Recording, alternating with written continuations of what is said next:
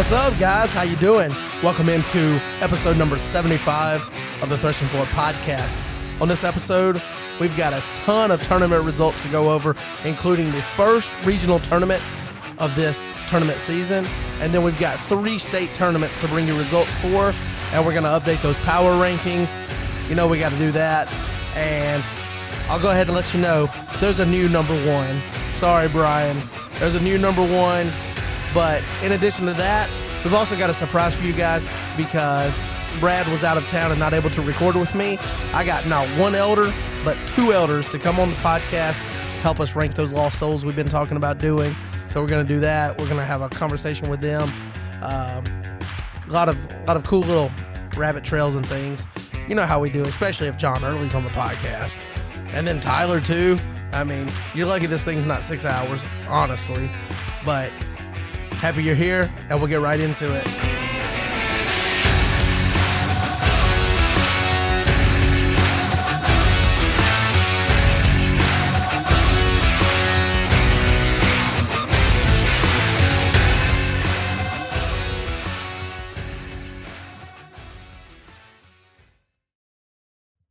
All right, guys, welcome into what is number 75 on the podcast episode list. So we are at the big 75, 25 episodes away from 100.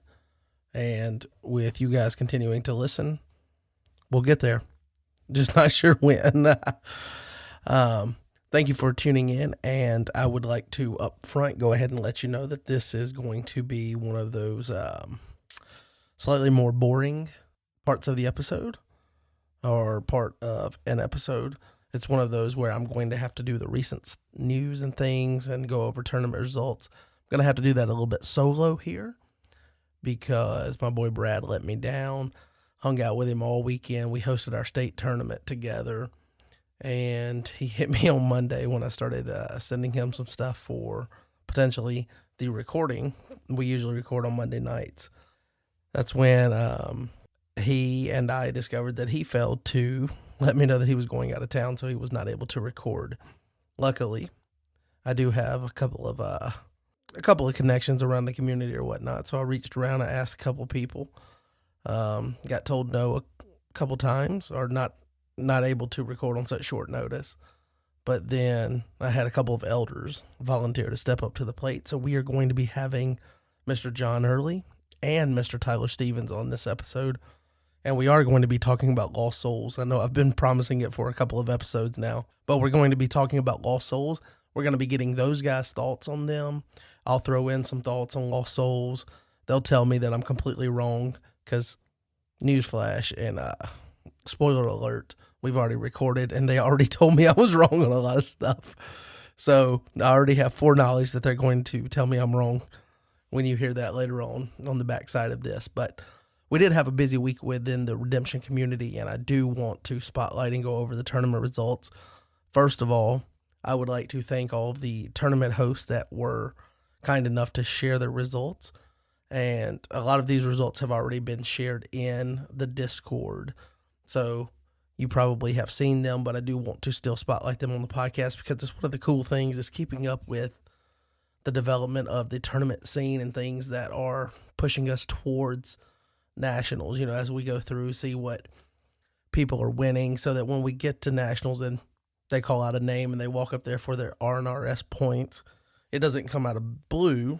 We kind of, hey, we knew they were winning tournaments and things like that. And I think it's just really cool to be able to share those, but I can't do it without the tournament host and tournament goers that ensure that we get results. Plus, you guys are going to want results to come to us so that we can base our power rankings off of them. So, yes, I will be giving you updated power rankings. Unfortunately, I did have to make the call and sort the rankings myself this week. So if you're mad, anybody, Brian in particular, you can holler at me. But that's just a forewarning. But I would like to go ahead and just burn through these real quick, not take too much time on them, get you the power rankings, and then get you into that conversation with Tyler and John, because we ended up recording and it turned out to be nearly 2.5 hours, even after editing. So I don't think you want to listen to me talk when I could be giving you better conversation with them. So we'll just go ahead and go over some results here. The first big tournament that we had was actually 2 weeks ago, and it was the Northwest Regional Tournament. So the Northwest Regional Tournament, I believe this is the first regional tournament that happened this year. So they are the first ones to get that new, slick, beautiful-looking Judean mediums. And so if you want it and you not have a regional tournament for a while, but you want to play that new copy in your deck, maybe reach out to one of those guys that were there and try to trade for one. But otherwise, if you want to get your own copy of the new beautiful Judean mediums, you need to look and find a regional tournament around you, because it's a pretty good looking card. Not to mention the original one is pretty pricey. So the promo, it looks good. It's new, and might be more worth your dime. And you could just get it for going to the tournament. So there's that. But this tournament was hosted by Chad and Mike Lasky and Luke Taylor. Guys in the Pacific Northwest get together, rent out Airbnb, and just knock this tournament out, going through each category. It was described by Tyler when we recorded as it was a grinding type of tournament, to where they just burned through categories, and it made it feel kind of like nationals or mini nationals for him. But he shares some of his thoughts on the tournament and meeting those guys up there on the podcast later on. But here we have the results. And for sealed deck, in first place was Grayson Cox. In second place was Tyler Stevens. In third place was Gavin Young. In booster draft, in first place was Tyler Stevens. In second place was Andy Hess. In third place was Grayson Cox. In teams, first place was Tim Estes and Andy Hess. I'm probably not saying that last name right, but it's just par for the course on the podcast. Somebody let him know. And then in second was Luke Taylor and Tyler Stevens. And in third was Chase Potter and Chad France. Type 2 player in first place was Tyler Stevens. He's on a lot of these placings. If you're going to travel to a tournament, at least do well, right? Mike Lasky and Grayson Cox. In Type 1-2 player, the winner of that was Chad France. In second place was Tim Estes. That's Baboony Tim. Again, he's on a lot of these placings. You're going to travel to a tournament, you want to do well. And then in third was Mike Lasky. So that is the top three for each category. So they did have a couple of people travel to them. I would say that they're probably high-profile travel tournament goers in Tim and Tyler. And it looks like they both found a way to do well at the tournament. So that's cool. But Chad, coming out on top in Type 1-2 player, still continues his hot streak. He's been climbing up the rankings, the power rankings. So, I mean, all you can do is win the games in front of you, right? But we did get some information on the decks that were used, and I'll go over that for the top three. And if you want to see any more of these results, because there's a little bit more information, that's all shared in the Discord, so you can go and track that down.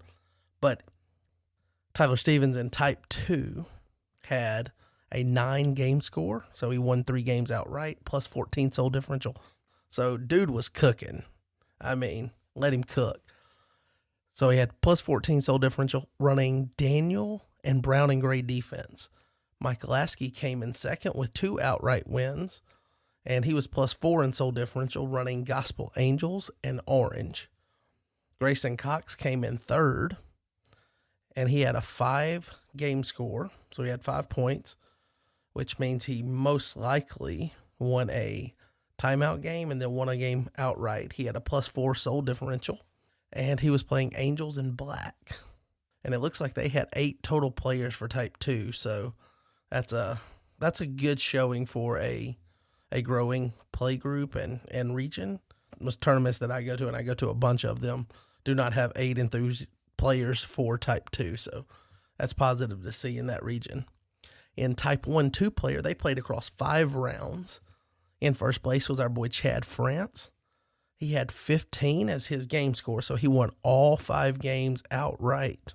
And he had a plus 18 soul differential. I mean, that's a pretty good looking score there. 15 and then plus 18 soul differential. Dude didn't give any mercy to anybody. And he was playing, of course, Soul Surfer's Crown, which, if you're interested in that deck list has been posted for a while on Land of Redemption in the deck database, so you can go and check it out, see what it is. And I think he's even got a version on Land of Redemption for when the new promo comes out at Nationals that's going to protect heroes from convertibilities and things like that. So he's kind of giving you a preemptive look at what the deck's going to look like when that comes out. So go definitely check that out if you're interested in the deck that he was running. And you can see the results here. They speak for themselves. In second place was Tim Estes. That's our guy, Baboony Tim. And he traveled up from California. He had a 12-game score, so he won 4 games outright, dropped 1. He had a plus 7 soul differential. And he was running what he's been known for the last few weeks, at least. But he was running Daniel and then black and gray D-heavy. So he was playing D-heavy Daniel with black-gray defense. Mike Lasky from Idaho came in third. He had 11-game score, so potentially won a timeout game, but then ended up winning 4 of the 5 rounds with 3 outright wins and then the timeout win. That's how I would guess based on the game score. He had plus 3 soul differential, so he was riding the wire. Probably had a lot of close games there, but he was playing Wilderness with soul high defense. So Mike Lasky came in third, Tim Estes in second, Chad France in first. And that's a look at the Northwest Regional Tournament. Again, if you want to see more decks that were played, you want to see more of the scores and things and see where some of the players in that region stacked up, then you can go and see all of these results on the Discord. Now, moving to state tournaments, because there was 3 state tournaments the weekend following this regional tournament. So this was 2 weeks ago, and then a week ago we had 3 state tournaments. The first of those state tournaments was, I guess technically, they kind of happened around the same time on the same days, but on Thursday night, I believe, or maybe it was Friday night, I'm not real sure, but they had a local or a district, so they played a tournament of Type 1 beforehand, before the state tournament, and guess who won that? Baboony Tim, who traveled to the Northwest Regional Tournament. He also traveled over to Arkansas. Now, we won't fault him for thinking that everything from Arkansas over is the East Coast, because I've never seen the ocean in Arkansas, but I might just not have looked hard enough, but he called it. He was on the East Coast. But anyway, he traveled over, so he's doing a ton of traveling to get to these tournaments and doing quite well. He won the tournament the night before the state tournament, and then turned around, played the state tournament, and swept every category he played. So we've got the results for each category, and we'll go over those. In teams, they had Stephen Brooks and Titus Brooks came in first. In second was Mark Underwood and Jamie Collar. And third was Alexander Myers and Braden Myers. In Type 1 2-player sealed, so in sealed deck, first place was Tim Estes, Baboony Tim.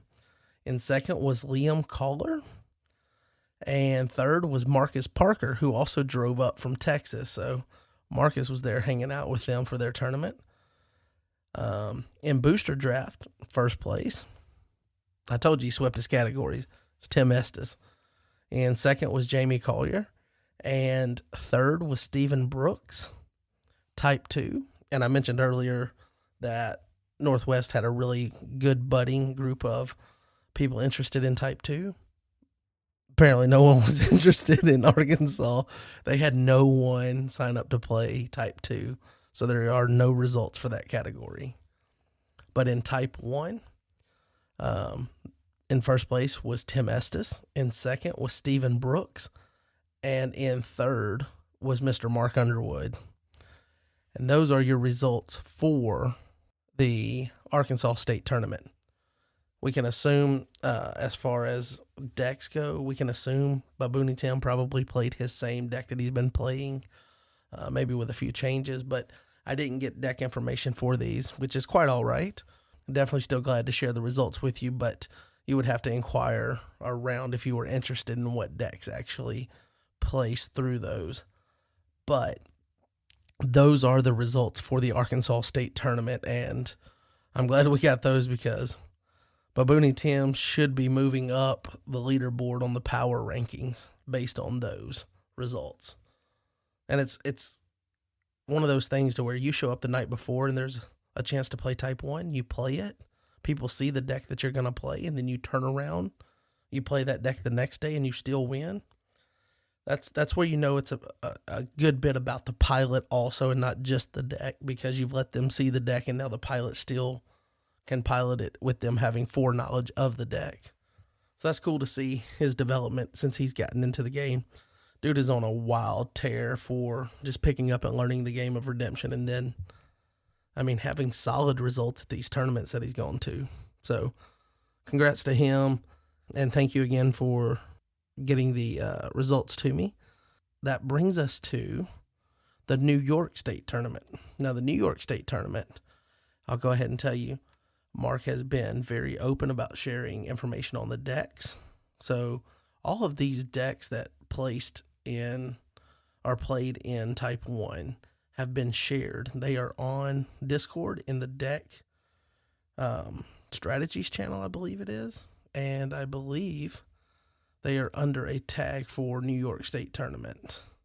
They're on Discord somewhere, so you can go and find those and give them a look. But the results for that tournament are in Type 1 2-player. In first was Ben Hull. In second place, there was a tie between Ben's younger brother, Luke Hull, and Mark Valake. Ben was running Nativity Aggro and Herod's Defense. Luke ran Red Warriors with Philistines. Got to give him props for running Philistines. That's my favorite defense. I always enjoy seeing someone do well with that. And Mark ran New Testament Gold with Thieves. In Type 2 2-player, in first place was Zach Miller. In second place was Rob M. of the famous Rob M Studios. And in third place was Mark Valake. And Zach ran Disciples with Herods to get first. Rob ran Nativity with Herods to get second. And Mark ran Disciples and Herods to get third. So Herods is definitely the defensive choice for their local Type 2 meta. In teams, there was a tie. They had two teams. They played a teams game. They got 2 rounds in, and it ended at time 3-3. And the tie was between Zach Miller and Mike Miller playing together, and Mark Valake and Ben Hull playing together. Team Miller ran Ager the Wise's newspaper deck with unique dominance and lost souls, obviously, for the rules of teams. But Mark and Ben ran similar, I guess. I believe the basis of the newspaper deck is Nativity with black defense, I think. I'm guessing it's called newspaper for the white and black. I have not invested effort into figuring out why it's called newspaper. So I'm sorry, Ager. I'm sorry, guys, that ran that. But Mark and Ben ran Nativity with Magicians and Evil Antediluvians. In Booster Draft, first place was Mark Valake. In second was Rob M. And third was Zach Miller. In Sealed Deck, Luke Hull came in first. Second was Rob M. And third was Ben Hull. So Luke Hull, the younger brother of Ben Hull, got a win, and that was his first state title. And he normally gets beat by Ben, but was able to to win the day by reaching 5 lost souls in each game, and he went undefeated in sealed deck. So congratulations, fella, and welcome to the ranks of being a state champ for the Game of Redemption there in New York. But those are the results, and again, those have been brought to us by Mr. Mark Blake, sharing those results with us, and he's also shared those deck lists for Type 1, so if you want to go and check those out, again, look for them on Discord. And that brings us to the Alabama State Tournament, which was hosted by myself and Brad with a huge assist from Mr. Crash Fash himself, Chris Fashman. So definitely want to thank him for coming down and thank everyone that came. And it was nice to get the first experience of being, quote unquote, the host of a tournament. And not a ton of extra effort compared to going and, always being willing to help out hosting tournaments and things, or helping the host at tournaments do whatever is necessary. But it's nice to see that when I was in the role for the first time, like I almost didn't have to do anything because we're just so used to kind of how it goes. Chris kind of ran point on doing scoring and things, which was cool, but I didn't have to ask for any help doing that. It's just, that's kind of how it goes with us at our tournaments, that we all just kind of fall in line. Like even if it's someone else's tournament, like we kind of have generally on keeping score is going to be Chris and whatnot. But for our first tournament, for me and Brad to be hosting, it was nice to have him there to kind of buffer and make things run smoothly. He also brought stuff for sealed and booster, which was I'm terribly thankful for that, so that I didn't have to go and buy product for those that I didn't already have, because then it becomes more than just paying the state tournament fee, and it becomes more than just a quick conversation with my wife. It becomes maybe more of a point of contention, but definitely want to thank him for helping out. But we've got the results for that, and I'll just go ahead and tell you. Jeremy won Type 1, okay? Like, you guys knew that was going to be the case. So Jeremy won Type 1. I came in second, and Sean Severs from Tennessee, from Chris's playgroup, came in third. In Type 2, we had 3 people play. Jeremy brought me a deck, and I did give it a try. Type 2 is not really my cup of tea. I'm sorry to tell you guys. I know that Tyler and Jaden probably would hope that someone would try it and fall in love with it, but I didn't fall in love with it. I might have fallen in hate with it, but Jeremy ended up spanking me, and then I ended up losing to Chris too. So I got third, Chris got second, and Jeremy got first. In booster, Brad won that. And second was Brendan Wade from Tennessee, and Jeremy came in third. In sealed, Brad won that as well, so he won both of the limited categories. And then Keegan came in second, and Chris came in third for sealed. In teams, third place, Brad and Keegan. In second place, me and Jeremy. And Sean and Brandon came in first. And I just want you to know, me and Jeremy put some thought into our decks, and we played, and we got beat 5-1 and never really had a shot. Sean opened with, I think, 3 dominants, and one of his dominants was Mayhem, and Mayhemmed into another dominant. So just early dominant interaction from them, plus the fact that they were able to get their territory set up with some counter pieces. I mean, they did a wonderful job playing teams. So I'm not going to beat around the bush. They beat us pretty handily. So we've got some work to do to get ready for nationals in that area. But work will be done. We will recover. But this is the full results for the Alabama State Tournament. So that covers 3 state tournaments, Arkansas, New York, and Alabama, and also the Northwest Regionals that has happened since we last recorded. So, without further ado, we're going to bring you this week's power rankings. All right, and this might be where we get into a little bit of controversy. And I might get myself in trouble, but we I told you guys that we were going to value people that were playing in tournaments and people that were, gaining accolades in the moment, and players that were not as active or we didn't have as many results for. I feel like the power rankings become stagnant if we don't have movement based on the most recent activity. So, as I promised, we did shake up the power rankings. So, we're going to do what we normally do. We're going to start at the bottom and we'll work our way to the top. And this is the one where we're probably going to get a little bit of, I guess, different takes and opinions, maybe, when they hear the list. But again, the main thing that we're valuing above anything else is in-person tournaments, and then the online format tournaments and things like that. So in 10th place, sliding down a couple of spots, actually sliding down 3 spots, we've got Mr. Jay Chambers. So Jay he's not doing that great in the current Lackey Grand Prix, but of course, I mean, this is the point where you're testing out various decks and things, but he's kind of down pretty far on the leaderboard, and then he's doing okay in the Zoom. He's 6th after 3 weeks there.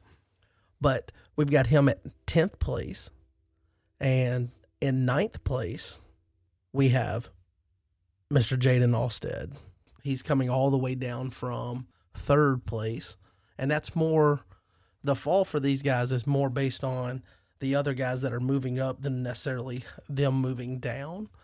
But definitely wanted to honor the people that are putting in work to get a ton of games in and go to these in-person tournaments and are doing well. So in 8th place, we've got Joe Mama. Joe Mama is currently 1st in the Lackey Grand Prix after 3 weeks, and he's 10th after 3 weeks of the Zoom. He won the online sanctioned tournament recently. So we've got him in 8th. In 7th, we've got the Guardian, Justin Alstead. He is 3rd currently in the Zoom after 3 weeks, Zoom Discord Invitational. And he's 8th after 3 weeks of the Lackey Grand Prix. So he's doing decent in both of those. But again, this is more about the people that are moving up versus the ones moving down. In 6th place, we have Ager the Wise, who is 2nd after 3 weeks of the Zoom Discord Invitational. And he is 3rd after 3 weeks of the Lackey Grand Prix. And we know that he won his game in the Zoom Discord, so he's going to be moving up to 1st place there, beating out Baboony Tim, who had the 1st spot going into this week. But then he also Ager got 2nd in the sanctioned online tournament. So he's been doing really well lately, continuing his hot streak. Now, number 5 is our boy, Mr. Hiatus. And obviously we know that he traveled to Northwest tournament. He did decent there in Type 1. He got 5th place in a category that had, I believe, 18 participants in a highly competitive field. So he got 5th there. He won Type 2. He did okay in Sealed, getting 2nd, and he won Booster. So he did pretty well for his showing going across country. And if for nothing else, we're going to move him up the list for all the times he had his picture taken and made fun of. So there you are, Tyler. You are now our 5th place on the power rankings. In 4th place, and this is one that I wasn't sure exactly which way to go. I might have gone the wrong way. But I've got Jeremy Chambers holding his spot by winning the Alabama State Tournament in Type 1 and Type 2. He's also currently 11th after 3 weeks of the Lackey Grand Prix. So he is in 4th, maintaining his spot. In 3rd, And I know this is going to break his little heart, but in third, we've got Booster Sealed Jones. Booster Jones is in third. And the only thing is that we just haven't seen many results from him. Not that he's not still a great player, but he's going to get a chance to reclaim a chance to move back up to that top spot when he starts going to some of these other tournaments. I know that we have the Tennessee State tournament coming up at some point, and then the East Central Regional. So he will get a chance, at least in those two tournaments before nationals, to kind of move back up the leaderboard. But currently, we wanted to value the two guys ahead of him for their hot streak here. And number 2 from the Pacific Northwest, just dominating Type 1 out there in a field that included Babooni Tim and included Tyler Stevens, Mr. Hiatus. So had that plus the competitive, presence of his own play group, and then the guys coming over from Idaho. And in all of that, he was still able to dominate Type 1. Give it up for our boy, Chad France, moving into the 2 hole here on our list. And well-deserved, I believe. Really doing well piloting that Soul Surfer deck. And that deck might be a formidable deck to, do some damage at nationals. We'll have to see how things shake up, but definitely excited to see him continue to move towards nationals with that deck. And in first place, I feel like we needed to give it to him because he went and did well, not at one tournament, but at 2, traveling cross country, coming all the way to the east coast of Arkansas. I'm sorry. I'll let that joke go, Tim. I'm sorry. But we've got Babooni Tim. He got second in the Zoom Discord before he dropped his week 4 matchup to Ager the Wise. And then he's not doing too hot. He's 28th in the Lackey Grand Prix, but he won a local before the Arkansas State tournament. Then he turned around and won every category he played at Arkansas State, including Type 1, Sealed, and Booster. He was also second in that field at Northwest Regionals.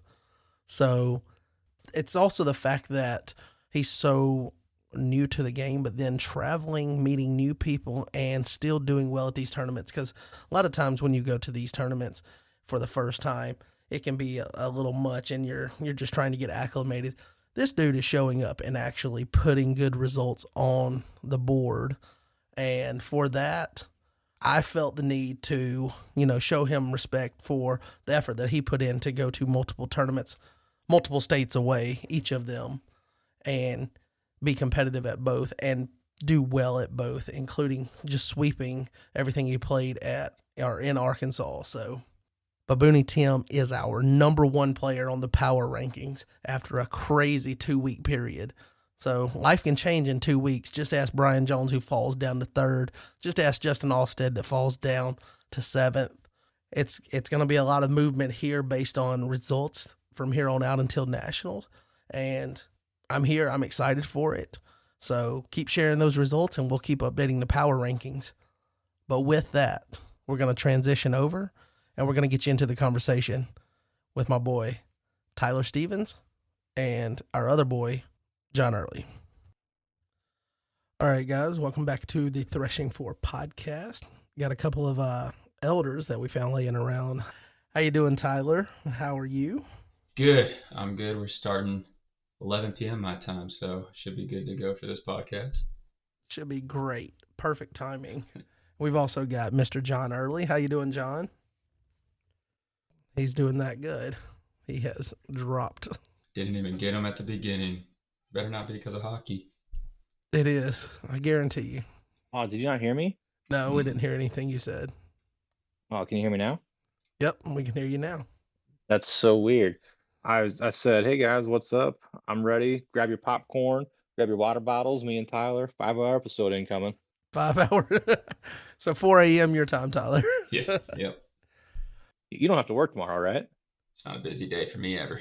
Ever. He's just got to make 3 videos about 3 different decks that he's going to build tonight. You know how he does it. That's true. I see him deck building right now. I do have Lackey up.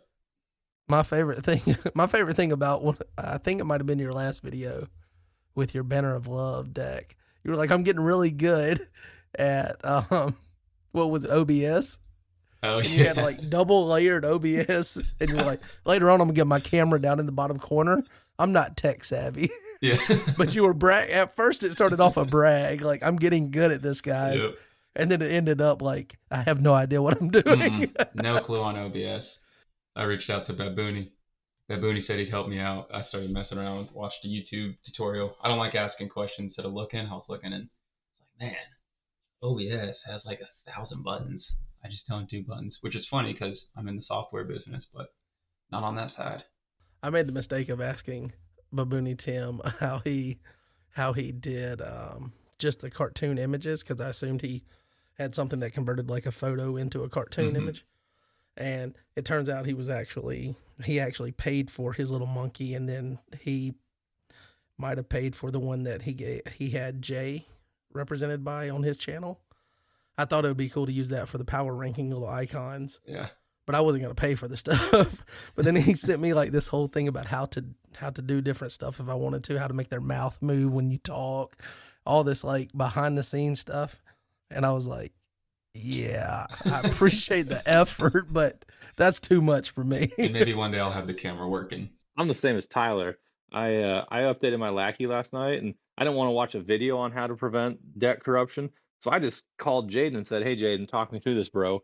And he was like, "You should watch the video." I'm like, "I don't have time to watch the video." And he tries to explain it to me like 3 times, and I'm like, "It would have been shorter if I watched the video, wouldn't it?" And he's like, "Yeah, you should have watched the video." So then I'm like, so what you're telling me is as long as I have it in TXT format, I'm okay, right? Like, I really only care about these 3 decks. Like, I don't build much in Lackey anymore. So like, I have decks from like 10 years ago in there, but I only have like 2 decks that I actually care about. So I just exported those manually and moved on with my life. I've remade about 15 decks since then. Who's that stubborn old guy? I got messed up because I was playing Jared last minute before, like we were the last game for round 2. Yeah. And we had to update, or he updated, so I had to update. And then I didn't know anything about copying the text file, so I had to basically rebuild a deck real quick, and I lost all my other decks. But now I have this weird thing because I've made changes to the one deck that I put in there. No matter what changes I make, if I export as text, it brings up the oldest version of the deck, the one before I updated. Because there was like, I had an error where there was like, yeah, same title name. But if I copy it and then paste from the copy, it does the correct current list. But anytime I export, it pulls the older version. Weird. And I can't like I sent Babooni Tim my deck list, and he was like, I think there's something wrong with your deck. You're missing some stuff, and you have 2 Lazarus in here. And I was like, not that again, because I knew I fixed that a while back. And it's every time I hit export, it goes back to that old version that has 2 Lazarus. Like I've done changed the Lost Souls, the tokens, multiple characters, bunch of changes to the deck. And it'll save the changes and load them every time I load up. So it shows me the current list, but if I export, it exports the old list. That's weird. Now, I'm not computer savvy, but that sounds broken and jank. Yep. I haven't done all the fixes yet. We'll see. Yeah, I did appreciate Josh Potratz putting that video out with he put his heart and soul into that thumbnail. Oh man, had a little bit of everything. It's like a melting pot of what is redemption media from the content creators. Yeah, the last week was busy. Yeah, so I guess we can start off giving you a chance to tell us about your excursion up to the Northwest. I know that you were coming off of a pretty good showing at Kentucky State where, I mean, yeah, you did beat me too, but you beat a lot of other people. You ended up getting, I think, 3rd there in, what was it, like, third? Do you remember the exact number for Type 1? 36. 32? 32? Somewhere around there. I think 36 was the total tournament, and I can't quite remember. Yeah, I thought it was 38, 39. 32 sounds right for total number of people. You got 3rd there, and then you went to the Northwest tournament. How'd you do there? Yeah, I set really high expectations. Not that I ever find myself arrogant or downplay my opponent. I felt real competitive, and I wanted to play pretty sharp that whole weekend. Um, and I didn't know them. Like I don't know how they play. So went up there and was really trying to get first or second in every category, and just setting expectations for myself. Did really well. It was awesome seeing them. But then from an overall play perspective, went up in a sealed, went up against Packed with Death and sealed deck. That was brutal, and I lost 5-4. Won my other games.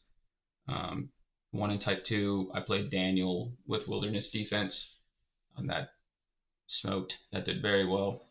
Um, Booster was great. We played teams against Tim and Andy, his brother. They did double Ashkelon combo, and we came out in a tie in one of the best games of Redemption I've ever been a part of. In teams? In teams. In teams? In teams. No intro prep, baby. No intro prep.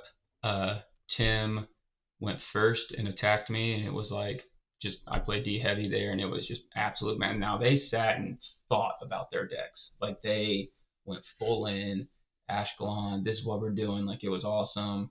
They tested, they did everything, and I was playing with Luke, and I was like, I have Soul Hide. That's really it. And then he did not have Soul Hide, so he said, whatever, we're just gonna play. So Tim came at me first and pretty much used like all my resources and put the combo down, at least for a little bit. But then it came back out and we had no hands and we were still able to get some blocks in. It came down to a mayhem at the end with Tim having Son of God that he had to shuffle back in his hand, and it came down to 3-3 tie. So it was a fun game. Type 1 was good. I just whiffed on my Dom's first game, and my opponent had to recur AOC to get the win in. And then by the end of the last game, it was 11 p.m. their time, which was 2 a.m. my time. We had been playing. They grind out there. I respect it. We got out there, and it was sealed deck, and then we started Type 2. We woke up in the morning, finished Type 2, played teams, then played Type 1. So that was all Friday. So we played on Thursday night, and then we played from like 4 p.m. all the way through 10 o'clock, 11 at night. And I'm Eastern time frame playing in Central. And then we woke up Friday morning and played all day Friday, and then went to the library on Saturday and played 5-6 hours of booster. So it was a mini nationals from a grind perspective. So I want to make sure I'm understanding what you're saying correctly here. That they just play every category. They don't make you pick. Like Every category. They don't run things simultaneously. Just they maximum effort. Yep, max effort, 100%, all gas. With a decent sized group, right? With a good sized group, like 18, 20 of us. We can have like 10 or 12 around here, and we're trying to double up something. Yeah.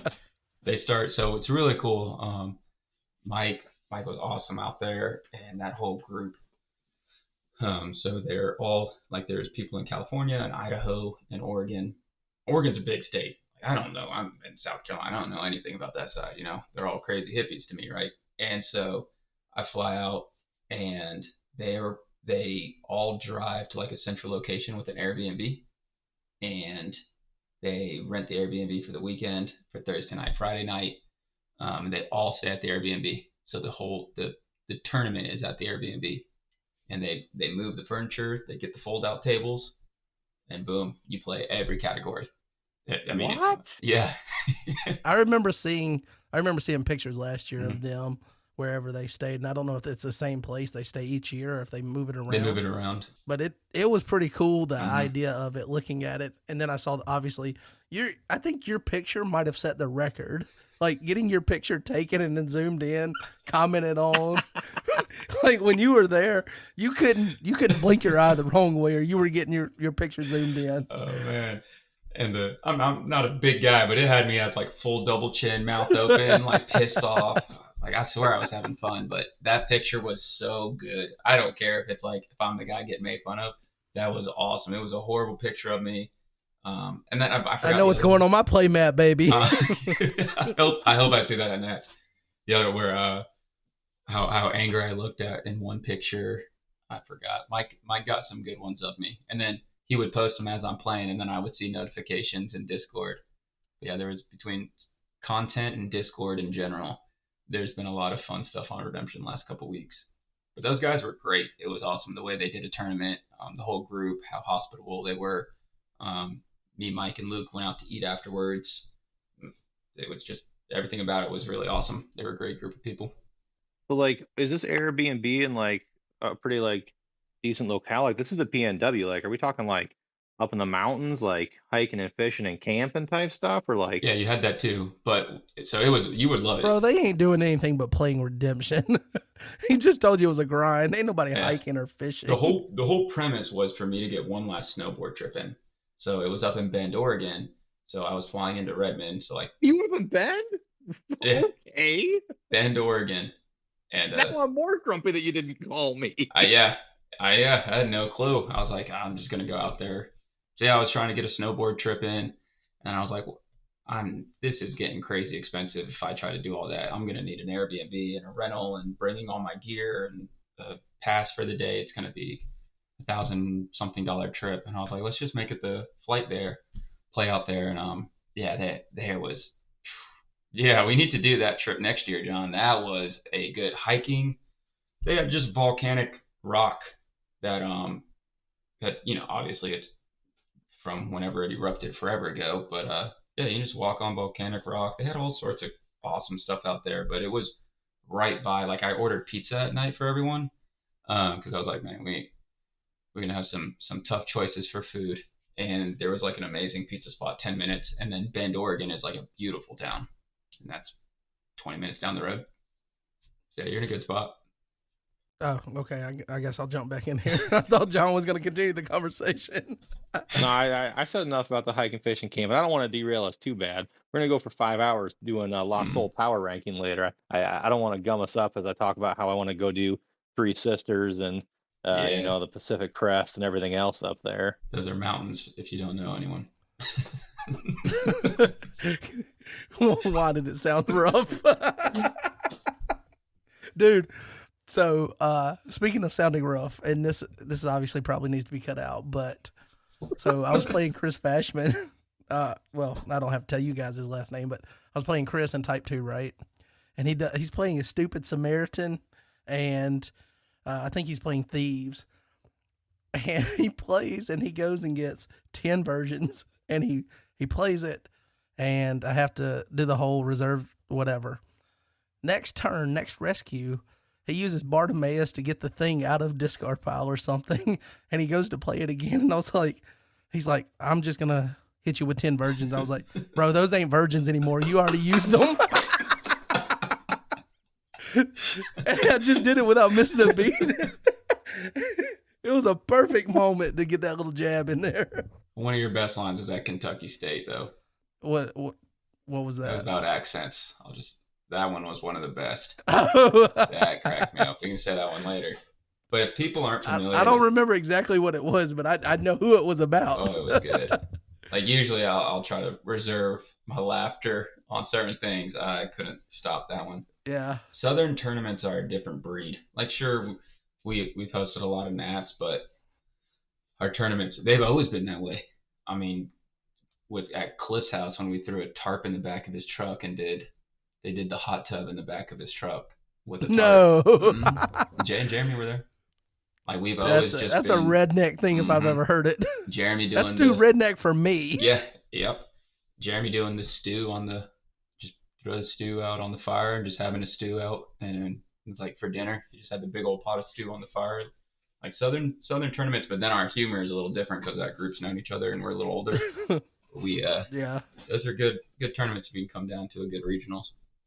And we're in a good blending spot of different ethnicities and cultures to where, like, I feel like for the most part we all kind of get along or find our way to get along with each other, so we can crack jokes. Yeah.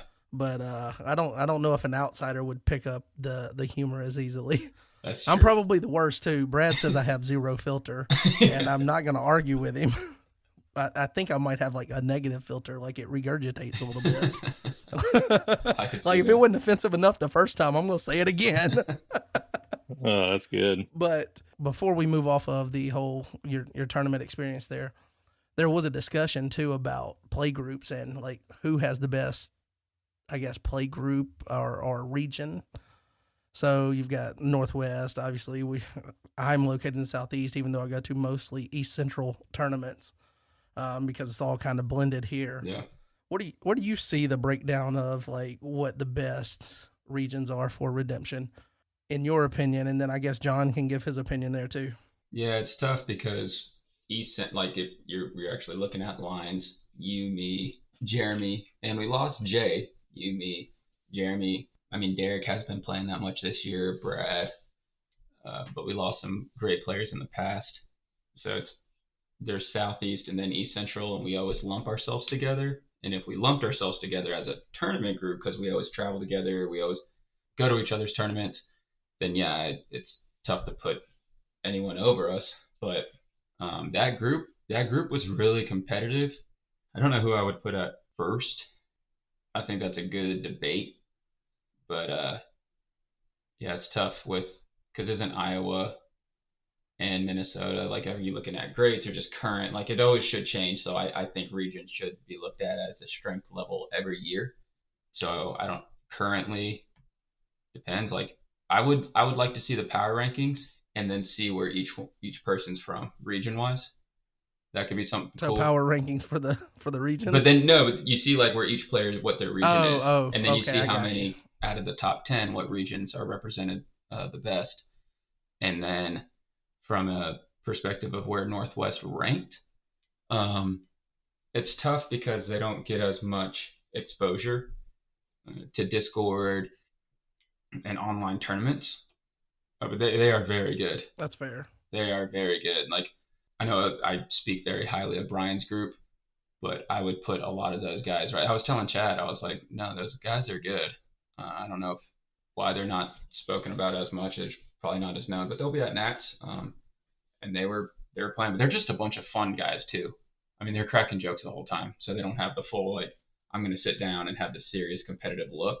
They're just cracking jokes, so that also makes it look like they're not as competitive, but they play the top decks and they pilot them well. They're good players. They just don't have the accolades. That's because Chad's keeping them kind of Yeah, under his thumb, Chad so he can runs a keep tight getting those ship. R&RS points. He's like, I'm going to keep this deck secret. I'm not going to share it with the community, so because I'm building it for one of my guys, and I got to kind of know how to beat That's it and true. not let you guys tell him how to make it better. We'll get the novel months later. Yeah, it will definitely be a novel. I feel like I appreciate Brian, to a certain extent, I kind of feel like, not that he holds his guys back. I don't think he does, but I feel like he could probably work on pushing a couple of them, like just grab a couple of them and push them to that top tier level. Yep. And maybe he's just trying to let them do it in their own time. But I definitely know he enjoys being able to still beat them. Yeah. If they were starting to beat him, we and would he was see having more to from work for Brian that too. first place. Yeah, Brian would be like, "I'm not playing Redemption today. I'm taking a day off, boys." I always said the region takes the kind of the flavor, the mold. Like, you have your own culture in each region from a Redemption standpoint. Like we saw back in the day when Mark Underwood had, like, Brian Jones was there, and Mark Underwood was he was a teacher there, and he created that play group, and he played Turtle, D Heavy. So you saw a lot of that play group playing a different style, more balanced decks because they had to go up against Mark. And then as Brian became a better player, he gravitated towards his own style, and now you can see his play group and their style kind of takes after Brian's aggressive nature and decks. The other play group is more like methodical, and they'll play more like Chad, and they're playing much more GOC, and they know their lines of attack, and they kind of molded more to what Chad's doing. So you'll always see and then the Idaho group, they also play around their central like components, how each other plays. So it's all, you'll kind of gravitate towards what the top dog's doing. So until Brian or Chad are knocked down from their group, they're the top dog there. Both of them have earned it for being able to build that group around them and then get those players up to a good competitive level to where they're at least challenging. Yeah.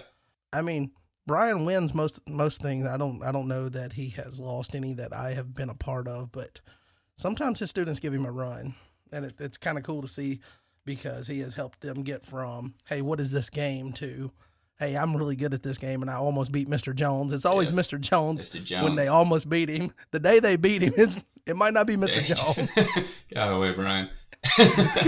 They might son him. Hit him with the little boy. But John, do you have a take on the regions and where you think that they currently stand? Like, what's the better region currently? I mean, I got a rep for North Central, baby.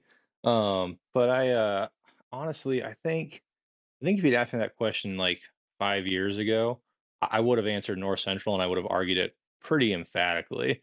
But 5 years ago, I was still good, and we had Jaden, and we had Gabe, and we had like there were so many things, and like now I'm not good anymore, and so we pretty much just have Jaden, and Gabe doesn't play competitively near as much, and so now Justin's getting back into it a little bit, but it's we're a little different breed up in North Central right now as far as our overall set. Like I still think we have the number one best player. Like if you're gonna ask me straight up, like obviously power rankings is taking a current look, but I mean if you're gonna ask me who the best player in Redemption is, I'm gonna tell you it's Jaden. And so like I think that's a feather in North Central's cap. But I think there's a pretty strong argument for a few different regions. I think regions are more even than they've ever been, which I think is good because I think a lot of the regions are better. Like I think we have more good players now in Redemption than we ever have, and I think that's a fantastic thing. I mean, if you look at East Central, South Central as a combo, obviously you've got Jeremy, you've got Tyler. I mean, you've got a national title too. I know that Jeremy, drug you along, got you across the finish line there, but you know, there's some decent players there. You look at Midwest region has the current Type 1-2 player national champion in it. So like you can't discount Midwest out of this conversation either. And not only do they have the current champion, his brothers are no slouches either. I mean, every marshal is capable of high level performance. Jay's in the Midwest, and yeah, I mean, we like to rag on Jay, but Jay's a rock solid player. So I mean, the Midwest has a solid complement of players as well. I can't speak personally to the quality of the Northwest region because I just haven't been out there, haven't played games because Tyler didn't invite me. Still disappointed in that, buddy. Um, but everything I've heard says that they're pretty good players. I enjoyed interacting with Chad's playgroup members at Nationals last year, the ones that went through his fundraising program there, and he's running that again this year. So if you haven't given a small donation, doesn't take much. I think he's pretty close to being able to get one down to Nationals this year, but it'd be awesome if he could send a couple guys so that we can get some more exposure to the greater community to those guys. But Tyler was talking about, $1,000 trip for him, and that was just, plane ticket and a couple of skis, like a snowboard, not skis, whatever. Tyler likes high activity sports, but and then obviously Chad's a really good player too. So like I think the Northwest is solid. So I think the regions, if you list them off 1 through 6, I really do think they're all pretty close in skill and ability these days. But I'd probably still have to give the edge to North Central. Spoken like a true person from North Central area. Well, doesn't North Central have? I'm looking at the map. Yeah, they have Kansas too. So you got Josh. Yeah. So we've got Patras too. Yeah, Iowa, Patriots, Minnesota. I mean, Midwest has Wagonex. I will give one point of contention to your statement there, though. You said you're no good anymore. I think we all know that you're as good as you want to be at any given time. Mm-hmm. You might be selling yourself short, but we know that if you got the fire under you, you would put a deck together. I mean, you almost won the Thomas J. Chambers Memorial. Well, yeah, but I just stole that deck from Jay though. Right, you stole it, but you still had to pilot it. I mean, you almost got him. Maybe not. Y'all heard that Toby Keith song? And may he rest in peace. I ain't as good as it once was, but I'm as good once as I ever was. You know your audience.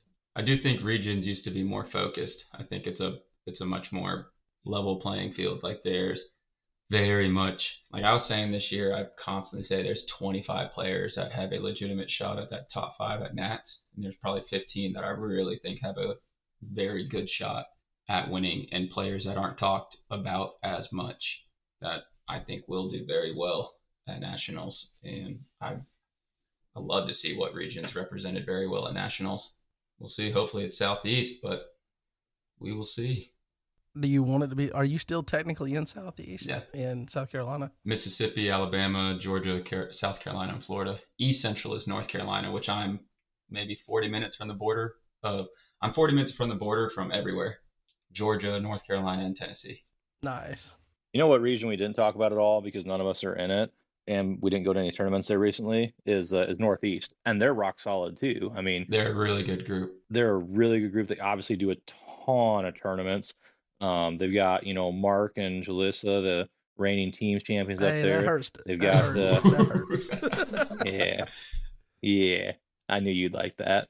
Hey, if beat them next time, all right? I'll try. You've got Nicoletian, E-Man. You got E-Man, the original Daniel player, playing it before it was the cool kid on the block. Joe Roberts has gotten a lot better. Oh yeah, Joe's gotten way legit. better.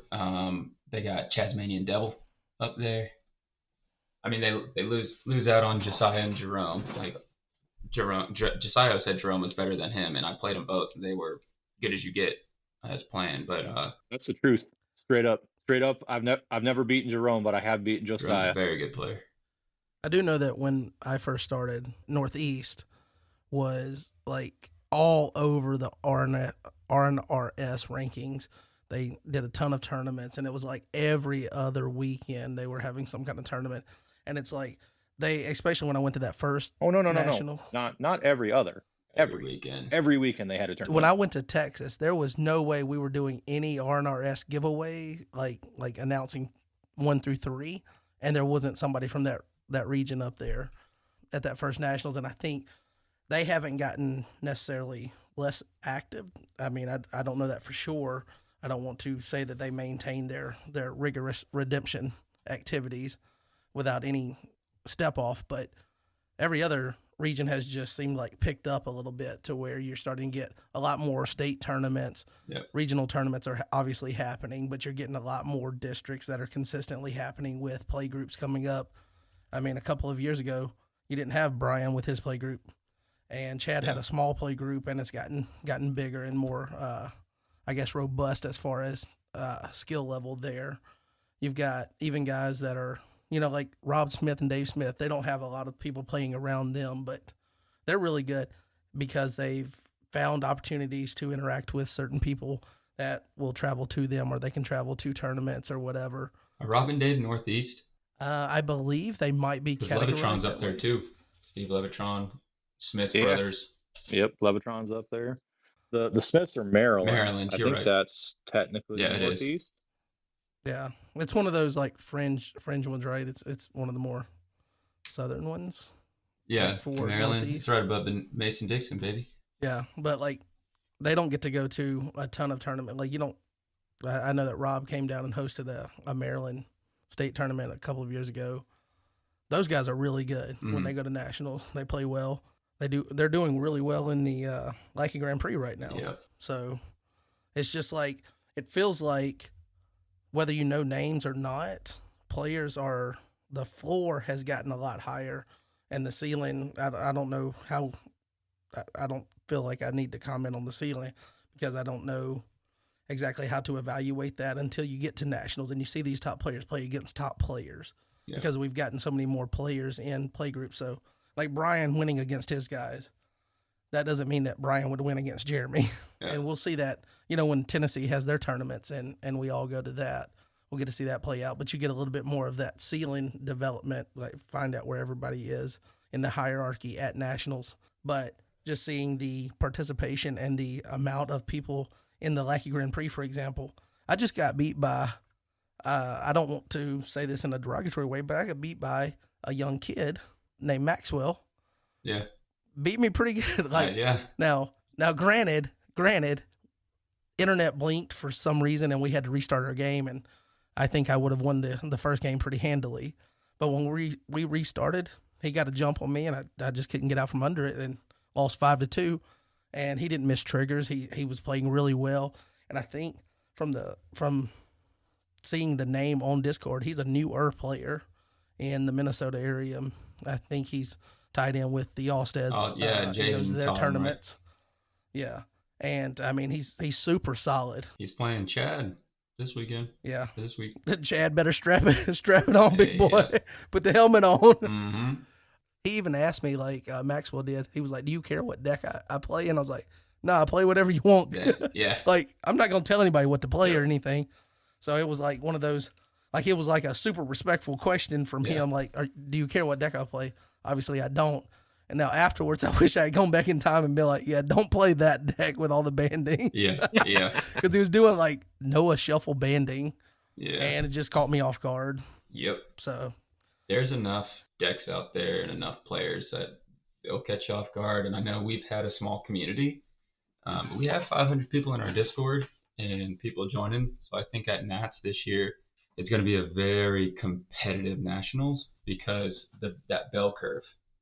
There's more competitive players in the middle where it used to be a bunch of ROKs to where you knew as a top player that, hey, I'm going to go probably 2, 3, or probably 3-0 until I play a legitimate contender.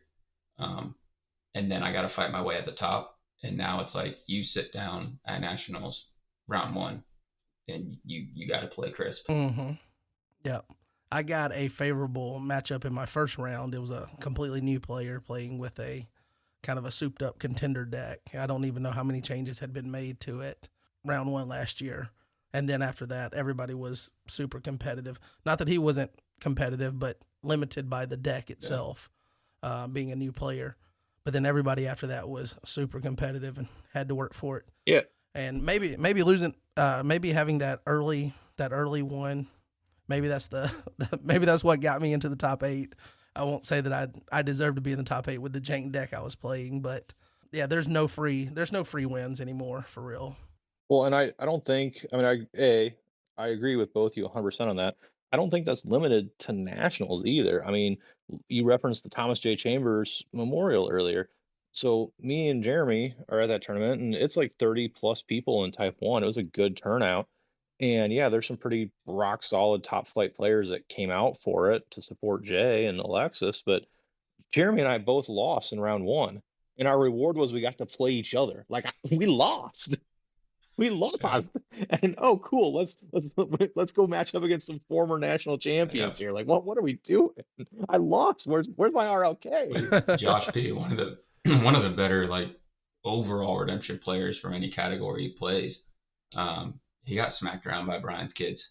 Like it's there, it's everywhere. If you look at the Lackey Grand Prix right now, I see at almost the very bottom, Josh P.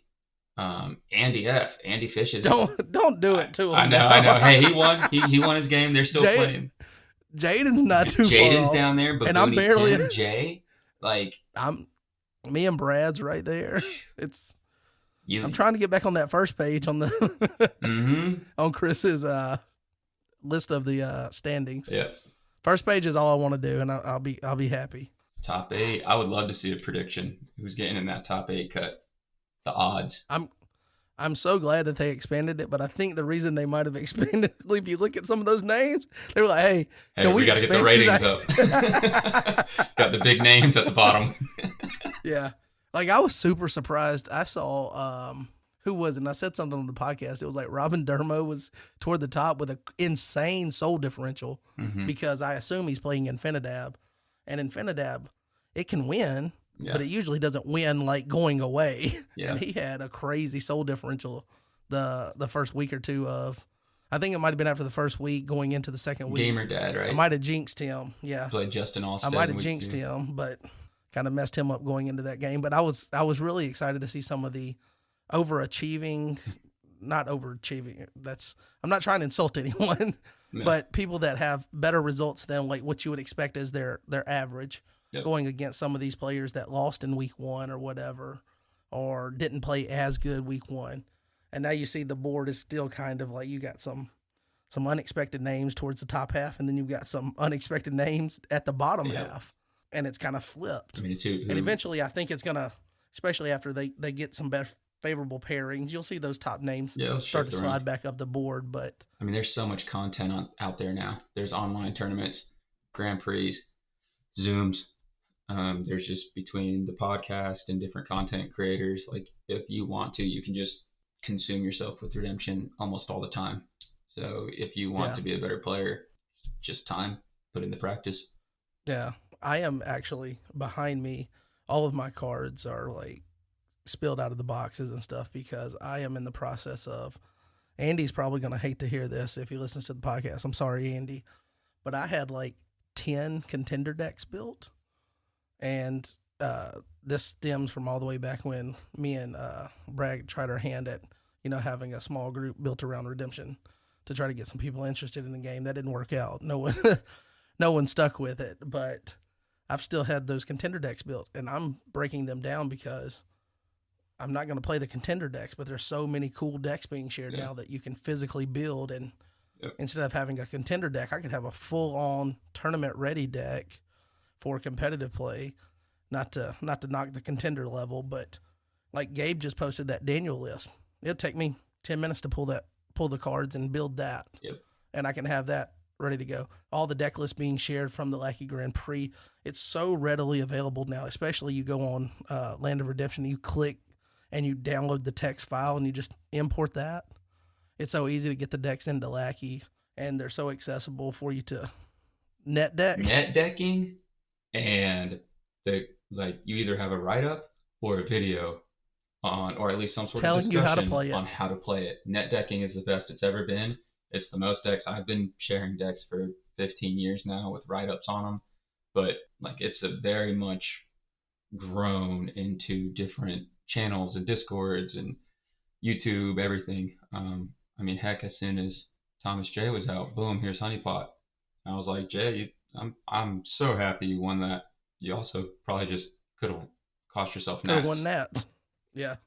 Which, he might have done that last year playing Flood more than he should have.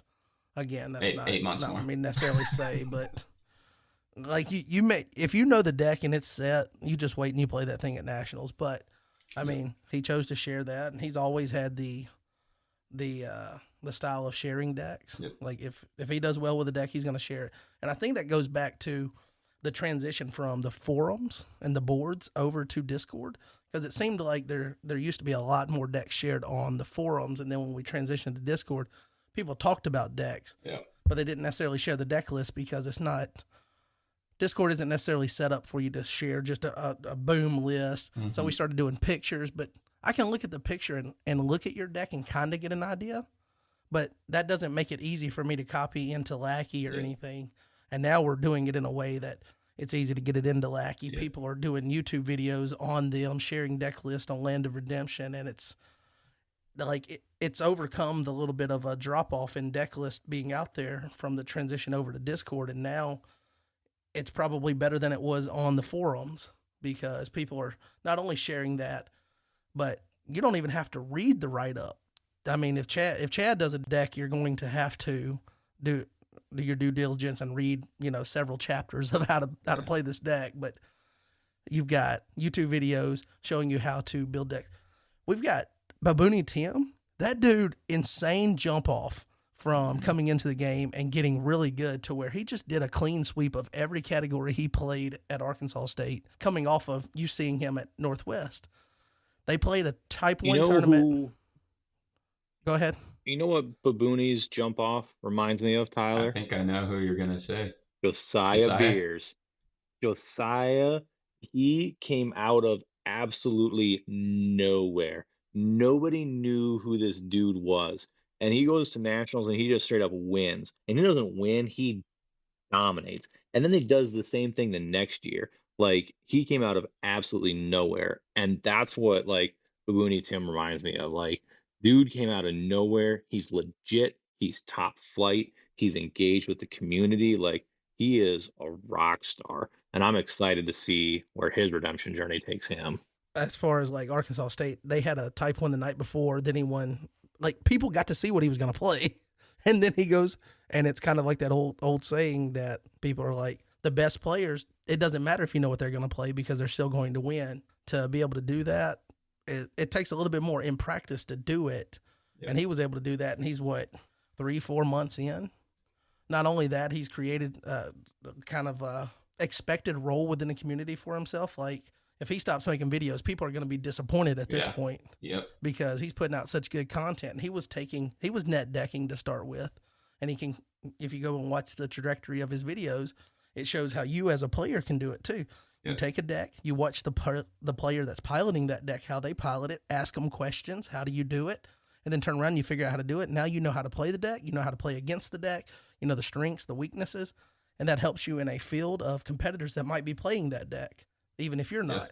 And then he just moved on to, he went through like 10 different decks to start with, and he was really high on Harrods for a while, and now he's on the Daniel stuff, and not being pigeonholed into like, this is my one deck. Like, it's almost like a joke at this point to talk about Jay with Flood, but Jay has not been tied to Flood the last couple of years. Now, he played it last year because it had a resurgence with Soul Hide, but I mean, he can play a variety of different decks really well, and the best players are able to do that. Jaden, why do we think he's the top player in the game?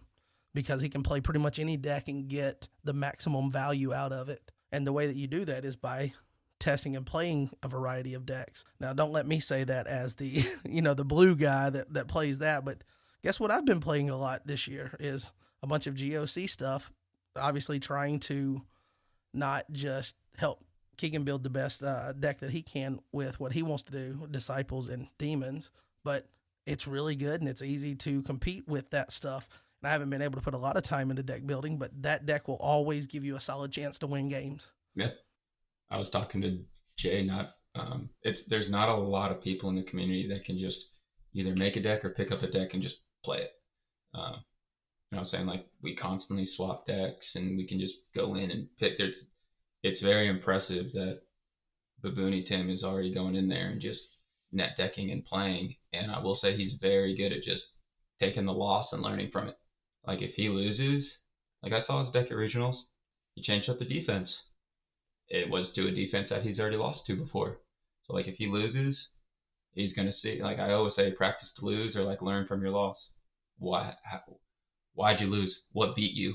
Was it internal? Did you beat you? Or was it a deck, simply like a better deck or a better pilot? What was it? Did you make mistakes? And I think that's where Tim's good at and should be looked at by other players.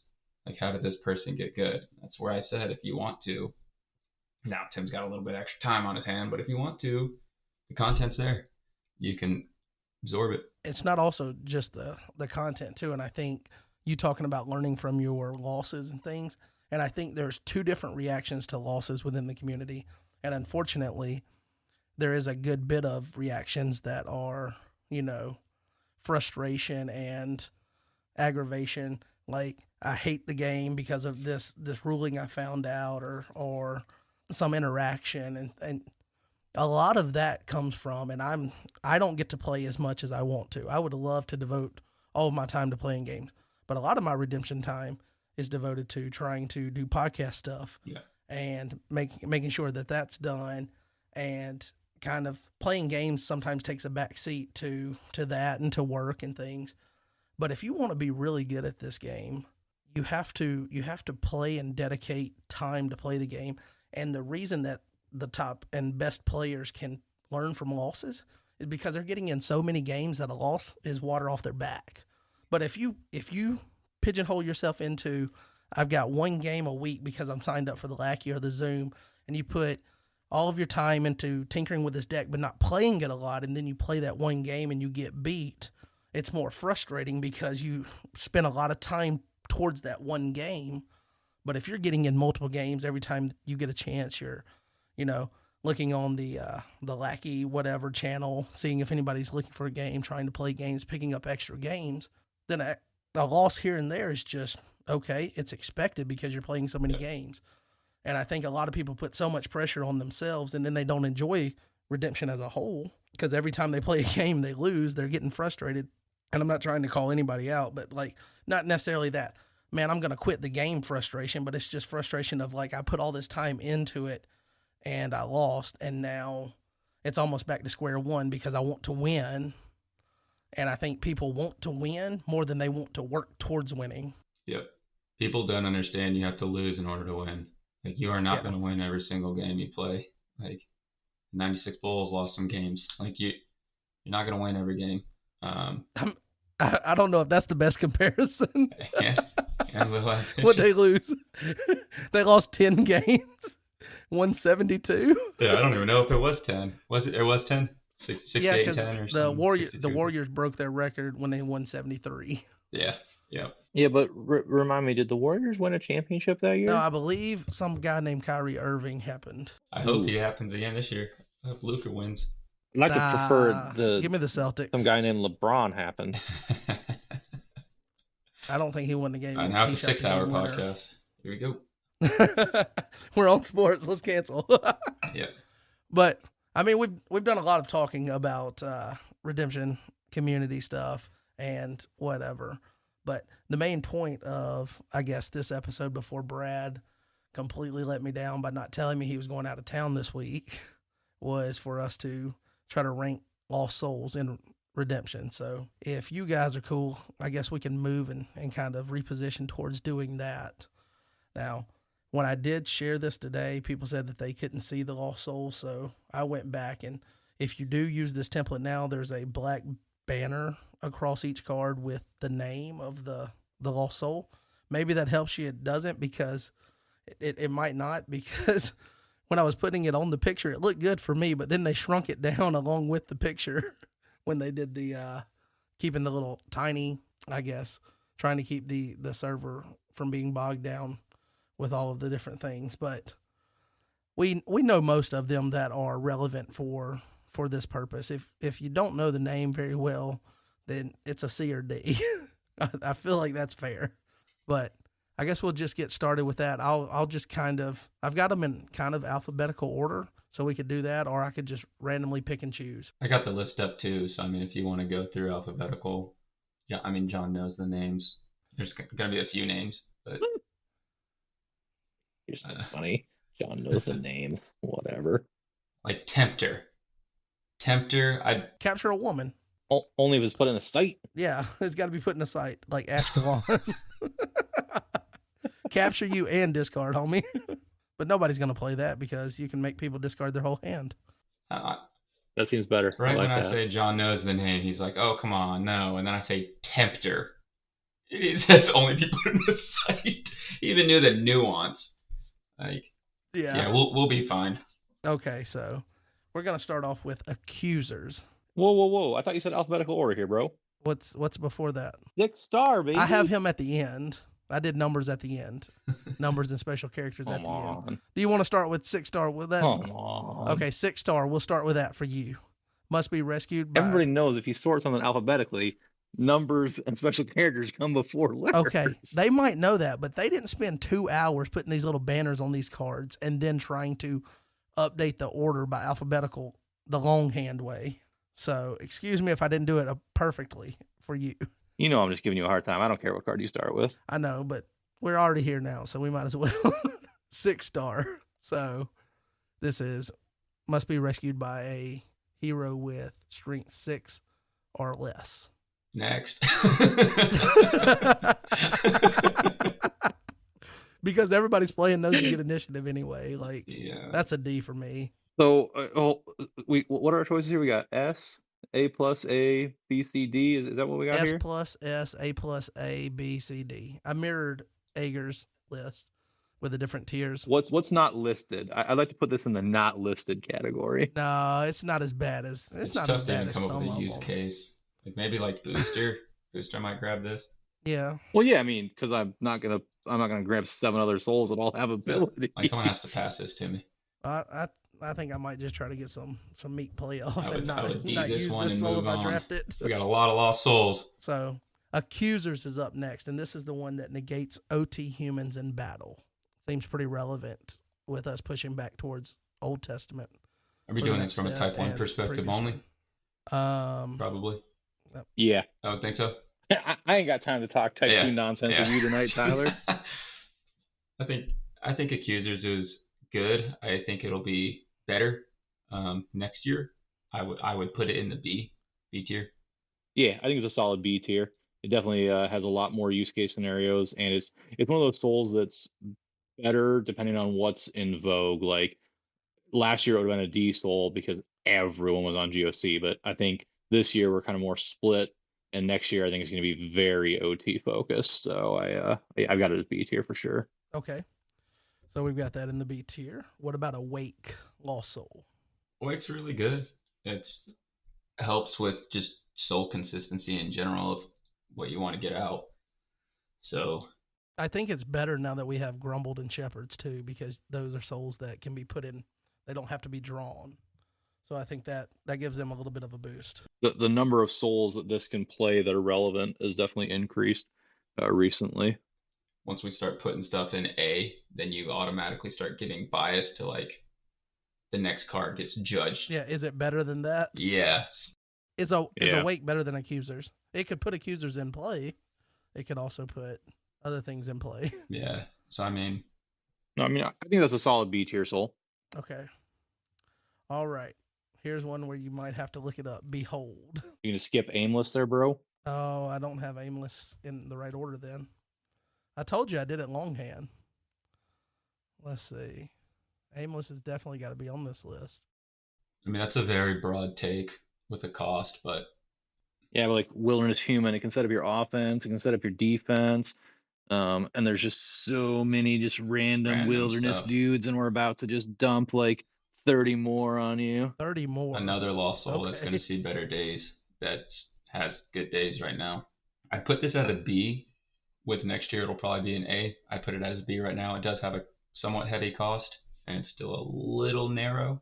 I mean, that was pretty broad. I put it as an A right now, and I think one of the criterion for me that's really gonna differentiate between an A card and a B card for me is, does the soul sculpt my hand in one way or another? Does it either give me straight up card advantage, prosperity, darkness, lawless, or does it exchange one card for another card and help me get a piece that I need in order to do whatever I'm trying to do, early on?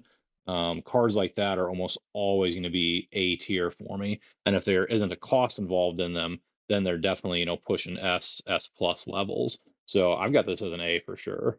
I won't argue that. Okay. I guess now we would be on Behold. Yeah. Behold's good if put in play. Look at opponent's hand or reserve. I put it as a C. I think that's a very good. I mean, we're talking about starters stuff. Yep.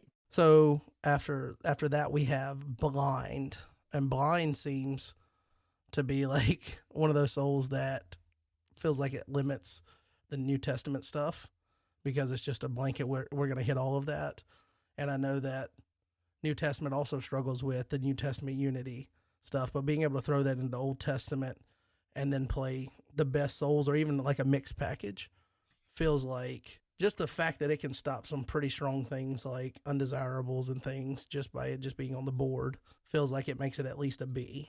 That's kind of where I have yet. And if New Testament souls were more played, just because the unity on them, they're not seeing as much play, I'd probably have that one higher. So where do you guys rank that one? Probably right. It'd be. No, I don't know if it's a B. I think it's a C for me. There's just, I mean, I hear what you're saying on the use cases, but there's so many other Shutting ways down to Lawless negate and lost Imitate, souls. that's at least still seeing some play, I feel is valid. Yeah, I mean, don't get me wrong. It's got its use cases, but I have other ways to negate souls that doesn't require a limited card slot. Like we go back to conversation around dominance. Like, yeah, there's some really good things that certain cards can do, but I only get 7 of them. So if I only get 7, Well, you could play more and I cards. can do You something. can play the 100 card deck and get them all. Okay, yeah. So I built a 100 card deck because I want to test something in Type 1. So looking for game, everybody, hit me up. But only if you want to play against a 100 card deck. So I got to pick 14 souls, and I still didn't pick this one. But that's fair. I would put Blind as a C with the potential to move up to a B as more New Testament Lost Souls come out. There's just not enough New Testament souls being played consistently outside of Humble, and you can't do anything about Humble anyway. Okay. What about Complacent? Now, you guys don't hit this one too hard if you don't like it, because this is one of my favorite souls. I think this one is definitely impactful, even if it just baits out like an early Son of God or makes them, try to woes it before they go into battle so that they can play their resurrection and things like that. It just, especially in the game where it hits and the player's not expecting it on the other side, it can be super impactful. I think complacent is really good when it's not by itself, like when it's coupled with something else, whether it's salty or the cross. But when it's just by itself, I've found that the battle DOMs are too good and it's too easy to just get around complacent. And then I tend to build my deck without battle DOMs. So I feel like the impact of complacent really can hinder you, but I like its ability at the face level. Like restricting DOMs during battle phase is huge, but it can definitely bite you in the butt. Yeah. Ironically, I like it better when I can like block with like messenger or something and draw into it during battle and like it comes down like Yeah. unexpectedly. Like or I can like harvest time it out during battle after the opponent pushes characters and stuff like that. Like it's way better as a surprise as a surprise card than when it's just sitting on the table. I've got it like straddling the line between A and B. Like it is undeniably an incredibly powerful effect. But I'm kind of with Tyler where like it's it has to be I have to have multiple things that you need to deal with in my soul package in order for it to be in order for it to have an impact. But if we look at it just at face value for what it's doing, I would probably have it as an A lost soul just for face value. But when I do the overall impact, I'd actually bring it down to a B. So it's how you want to grade it. A or B, I'm fine with. Well, I like it, so I'm gonna leave it an A. There it is. Biased. All right, here's a newer one that is pretty cool. This is Color Guard. This for me is A plus because it gives so many stops to different things where that characters normally didn't have access to outside Herod's Temple, or you can stack that protection with Herod's Temple. So for me, just the fact that I can protect any evil human theme as long as I keep Unity, which we're pretty much only seeing Unity evil now for the most part. But the fact that I can protect evil humans in territory is huge with Choose the Blocker and Ride on AOC and stuff like that, and just mass battle winners. I like the blanket protection, but my playstyle is a little different. So I'm good with an A, but I want to debate that too much because of my playstyle. Yeah, I definitely think it's playstyle dependent. I've got it as a B. It's very solid. And maybe that's a little bit of my old schoolness coming in where I am still building things that don't necessarily have unity. Like the first card I add to a defense isn't Sheol. Like Sheol is an evaluation after I look at things. Do I have the things where I can play Sheol? Because like I am still kind of in that mentality where I don't necessarily just build mono brigade defenses. Yeah, that's fair. And there's so much things that splash too. So it's definitely got an opportunity cost built into it. And again, 7 souls. Do you build, I guess, Unity to hold that one? No, but you might build it to hold Covenant Breakers. I tried to find a transition to it, but it's pretty awful. I think it also, if put in territory, top deck a star card from reserve. Reserve rule just eats it up because if it comes down early and you're looking for souls that come out and impact the game early, I think we can all agree this is probably a D. Yeah, beautiful border though. Yeah. When there's when there's Daniel decks that don't even play this card, that's when you know it's a D. The artwork, the 3D effect, the border. Wish it was better. This next one, this is a favorite of Mr. Josh Potrat's. We've got Covet Lost Soul. This one does require OT Unity, but that's not as hard to achieve, and it doesn't cost you as much to achieve that as New Testament Unity. So what do you guys think about this one? I would say this is the first S for me because I can take your best lost soul opening hand. It's not just taking your best soul, it's soul gen. It's not just soul gen, it's also deck knowledge. I get to look through your deck. And if I get this later, it's like, okay, I'm taking a quick peek at what dominance you have left. So it's good in almost any situation as long as it's drawn or put in play by opponent. Um, I think it has so many use cases and it disrupts what they're doing as well so many times. And if you get the little sneaky shield underneath theirs, it's one less lost soul that they have to rescue. So yeah, Covet Covet is one of my favorite Lost Souls. Yeah, I'm not going to argue with that too much. I think it's probably A plus, but maybe I'm just being a little too stringent on the S plus, S, A plus differentiations there. I mean, when you're talking the top flight souls, it is a little, you're getting a little nitpicky, I guess. It's an amazing soul, no doubt, but it doesn't make every deck for me. I think it definitely has good benefits for being able to give you a decent payoff for the Unity. This is one to where like the New Testament Unity Lost Souls that sometimes doesn't feel like the payoff is worth it, but that's also the value of New Testament souls in general. But being Old Testament gives you a good payoff, and you get the deck knowledge and everything that Tyler said. I think this one's really good. I have it at least A plus, so I think we'll put an A plus, and then we'll see if anything ever makes it to S plus. I'd keep it at A plus, but I wouldn't have like an S plus. Like I would probably just have an A and then an S. So I don't know. There's a lot of tiers here, but anything A plus or S, I'm good with. Yeah. So the next one is crowds. I think some people also call this protector. While you've drawn 4 or fewer, protect your hand from opponents. And this one, being a turn 0 interaction with Matthew, feels super good when you get it down early. Even some decks playing stars that play a Lost Soul from a deck just to get this hand protection online for Matthew. And it's easily negated, sure, but it's something else they have to work through besides having to get to Matthew. I think this one is definitely an A for me. What do you guys think? I think it's considered an A because Matthew, and we're seeing less Matthew. I I like it. I like it with NT Unity. I think NT Unity is disrespected, but I like it with NT Unity. I would put it as a B. The use cases are nice, but it's really doing one thing. Like it's giving your hand and deck protection, which is good, but then it could also hinder you more than it can help you too. And the main thing is supposed to help you.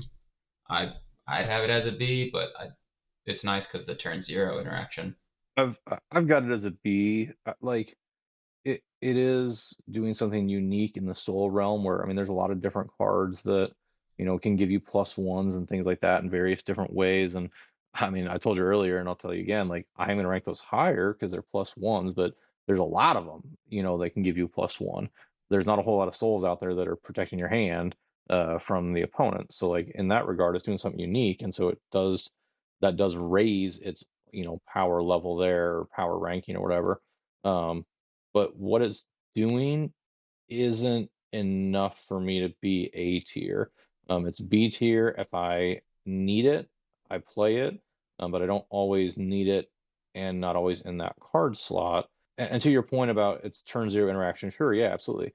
And if I'm in a world where I'm very concerned about turn 0 interaction, I absolutely am playing it in those situations. But these days, like Ashkelon combo, Matthew, like even if you have that piece of turn 0 interaction, chances are they're going to be able to fight through that. Like the tools that those things have to deal with turn 0 interaction, especially like that style of turn 0 interaction, they have enough to get through that kind of stuff. So it ends up just being a card that was supposed to stop them and didn't, and now it's doing nothing for you as far as overall value. That's fair, but also with the Ashkelon where they're having to put multiple pieces and use resources to get that together, it feels a little bit more impactful because if they have to use a resource to get around that, then that's one less going towards trying to pull off the combo. I mean, in a game where they get Ashkelon off on you turn 1 versus the game where they don't, if that's the difference, I mean, that feels pretty good. Yeah. I really like it for the fact that it just gives them a hurdle turn 1 for them to get over in a 1 territory class world where they're trying to use all their resources to get their best rescue set up. I'd have it B for now, but in a world of Ashkelon, if that's going to move forward as a elite deck, then crowds bumps up one more. I'm fine with putting it on A or B with the potential for Ashkelon looming. For me, I would have it as a B. I'll put it on B since 2/3 agree B. Democracy, so we'll be there. I told you before you clicked record that me and Tyler were just going to agree on everything and tell you that you were wrong. That's fair, but I mean, you also did say that you weren't very good right now, so maybe you're slipping a little bit. And Tyler makes up the rules as he plays, so. That's true. We've got Darkness next. Unanimous S+. It's the free. It's okay. If it's opening hand, it's the best evil character or the one that I need. Usually, it's the best evil character in my hand. I get to look at my hand first and see, like, am I missing another piece, or it's the best dual character. And it's still good if I draw it in battle and don't have something early on. But the fact that it's that turn 0, that opening hand for free, best evil character, yeah, it's too good. Best evil character or turn 0 interaction piece, drop that sucker in play. It's the ability and establish to play it, an early priest of Zeus or something like that. Yep. Like, yeah, I'm not arguing S+. I mean, this thing's got, a national promo version of it. That's how good this card was. Like, if you were a good enough card to get a special promo review printed, like you're high tier. S+. I don't argue that. Yeah.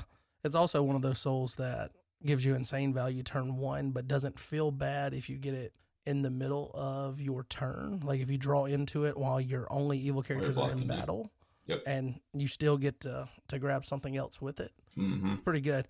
Anytime it comes down, if you've still got an evil character in your deck, it's doing something for you most of the time.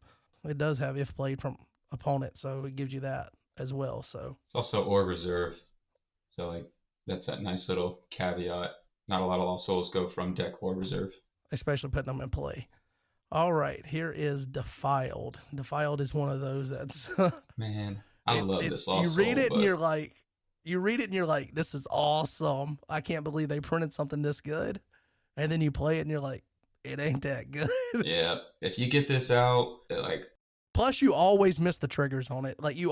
Somebody's always going to miss the triggers. Yeah, triggers are tough for it. On this. Try to get it after the fact. Imitating Defiled is so good. I mean, Imitating Defiled turns a Mono Brigade into a draw 2 every time they play a card in battle. It just takes pieces. It's too easy to get around. Decks in general are too fast. Like, man, it feels bad that I'm thinking about C, but because of the potential card advantage, I would say B. Oh no, it's a C. It's a C because of that little 5-letter word on it. It's a C because it has unity. You take the unity off, and this is an S Lost Soul. With the unity, it's a C. Isn't that crazy? Yeah. Yep. It is crazy. Hey, we got 2 people here that can print cards, print some better Lost Souls for New Testament. But I think it's going to be a while before we get back to there. But we will get there. So we'll leave that at C because of the unity on it. Now, here's one from yesteryear. Came back in a form of legacy rare. We've got Deck Discard. Cool with Ashkelon and moving it around, but way too niche. Apart from Gomez, like, what is this doing? D it up. It's cool. If you can move it around from Raiders Camp to Ashkelon, like you get the 4X, like that's cool. Teams, like you can do a lot of damage, but it's very niche. It requires pieces. It's easily disruptible. It's easy to protect against. Like I put it as D with some really cool use cases. Yeah, I mean it's D. Because if you're hitting from the deck, like it's a bigger target. You got to be luckier. Like if you hit something really good, like then it feels amazing. But that's no different than like using the star on delivered and using this one delivered and hit somebody TSC. Like obviously that feels incredible, but then you also like star on delivered and you drop their Darkness Lost Soul in play. Like I mean, it's just it can whiff way too often. Now if we had done legacy rare, hand discard, I mean now we're talking. That's some spice right there. D tier for sure. Okay, well I'm gonna go ahead and tell you that we don't need to waste time on this next one. It's probably D tier as well. This is Destruction from Cloud of Witnesses. If this card is put in territory or a site, you can discard an enhancement. Move on. D tier. Beautiful alternate border. I'll try to say something good about it. Okay. The inner elder in you does that, huh? Okay, so the next one is Displeased. I had to look this up as another starter deck. Look at opponent's hand or reserve. Yep. So C. Then we've got Distressed. And Distressed is one of those that seems to ebb and flow. Like, people are playing a lot of territory class. It gets played. People start playing negate neutrals. It gets less played. But it's a super solid soul. Kind of has a fancy version out now with the fundraiser. Where you guys got this one? I have it as A, and I would be okay with A plus because it hits all yours and not mine, and it's constantly out there. Um, it does a lot. We're not seeing as much territory class. I think that's very temporary. I think by the time Nationals kicks back, you're gonna see more territory class again. Yeah, I've got it at A plus for sure. One-sided effects, anything that's breaking parity, breaking symmetry, I tend to value those higher. You brought up the negate neutrals there, John, and I actually think that I like this more when people are playing more negate neutrals, because it's an obvious answer to them. If I can get this down first, then it protects my artifacts and my other soul abilities and things like that. And there's so many easy ways to blink a negate neutral, even if the negate neutral happens to come out first. And then, like Tyler said, I do think the territory class, kind of playing less of them, I do think that's a trend that is going to shift here. That makes sense. I guess you also guys have kind of foreknowledge of what the new set's gonna. I'm not trying to dig for any information, but I mean you could probably forecast trends on based on what you're doing in the next set as well. But it seems like I don't even think next set. I mean, yeah, sure, we're talking a little bit about how that's going to shift things. I even think by nationals, we'll see some shifting towards some more territory stuff as people start to lock in and decide what they're playing. Yeah. Okay. Next up we have Dread. Dread is a very good soul for the fact that it lets you go and get Pharaoh's Daughter. Pharaoh's Daughter gets you Moses. Moses gets you whatever you want to jumpstart an offense. I mean, what it enables is really good. Yep. It does come at the cost of exchanging a card, but yeah. Yeah, it's easy to exchange. Super solid. Like it's not free, but what it gives you a lot of options. So even though Egyptians don't have a bunch, what they do have for this card is really good. I have it as an A. Okay. I had it penciled into the B. So you think it's an A? What do you think, John? No, absolutely A. I mean, you could talk me into A plus if you really felt like it. Yeah. It's hand sculpting. I talked about earlier. The value of that is insane. You talked about the Pharaoh's Daughter Moses chain, which sets up the honeypot offense. Also, like Foreign Wives is Egyptian. Amalekite Slave that Tyler mentioned, like there are some rock star evil characters that if you are playing a certain deck and you like Amalekite Slave is the big one, like you can play this in a non-Egyptian defense and get insane value out of it. Like there's not a whole lot of like the Philistine Lost Soul is a rank lower than this, its counterpart from the other starter deck is worse than this card because of just the random characters that happen to be Egyptians. And the other thing that John said is the implications. So like A plus because of implications makes me lean there, because when you play the Lost Soul, it's not just face value as well. Like that's what we were talking about with Complacent. Like I need other pieces, but at face value, maybe with Dread, the trickle effect of what I can do with an opening hand Dread is massive. What Pharaoh's Daughter can turn into and what Moses can then turn into and what you can get all based on one Lost Soul. Yeah, the snowball effect of it. That's fair. And a lot of Lost Souls don't have the snowball effect. So you think you're up to A plus? I like A plus because I think Honeypot's still the strongest deck right now. So this Lost Soul really enables that. I won't argue that, but I think, and maybe this is a fair question to ask as we're doing assessments on some of these Lost Souls, and it seems like we're valuing slightly more towards instant abilities, things that you get it, you're done, and you don't worry about if the opponent is going to find a way to negate it later on or whatever, versus an ongoing ability. So you guys think that the best souls right now are the instant effects? Is that fair? Because Duel's coming up, and that's another ongoing ability that can be good, especially in a world with Matthew. And different things looking at your hand during battle or searching or whatever? Well, there's ongoing, and then there's ongoing triggered, and then there's ongoing triggered by my opponent. Where like, can I trigger it or can my opponent trigger it? So if it's ongoing, and then I categorize those differently. If it's ongoing and it's triggered by my opponent, even though Dole is really good, I have no say in anything I can do with that lost soul. I have to hope that you play into Dole instead of these other ongoings like Distressed, where I just slap it down and boom, it works. And it's going to hit in probably every deck. Accusers isn't going to hit in every deck, stuff like that. So ongoings are really good. But when I can do an instant and just boom, I get what I need, it's tough to say the value of Defiled against Darkness. Like, what did I get turn one with Darkness, and did I block you and get card value? Or did I make you change your mind on an attack with Defiled? So I don't really have an answer. Yeah, I mean, I agree that in general, my play style and my deck building, I do value instant effect lost souls higher, because 9 times out of 10, I'm gonna get that value for them and know that I'm gonna get that value. And if you want to stop me from getting that value, you have to make a snap decision to burn a Son of God or a Three Woes right then and there.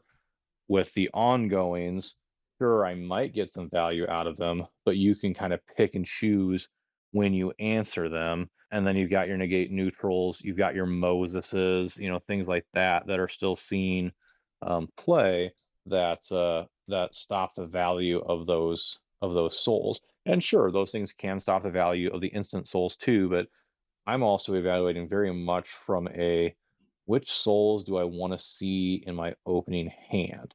Because I think that's very much how Redemption is played right now. And has been for a few years, frankly.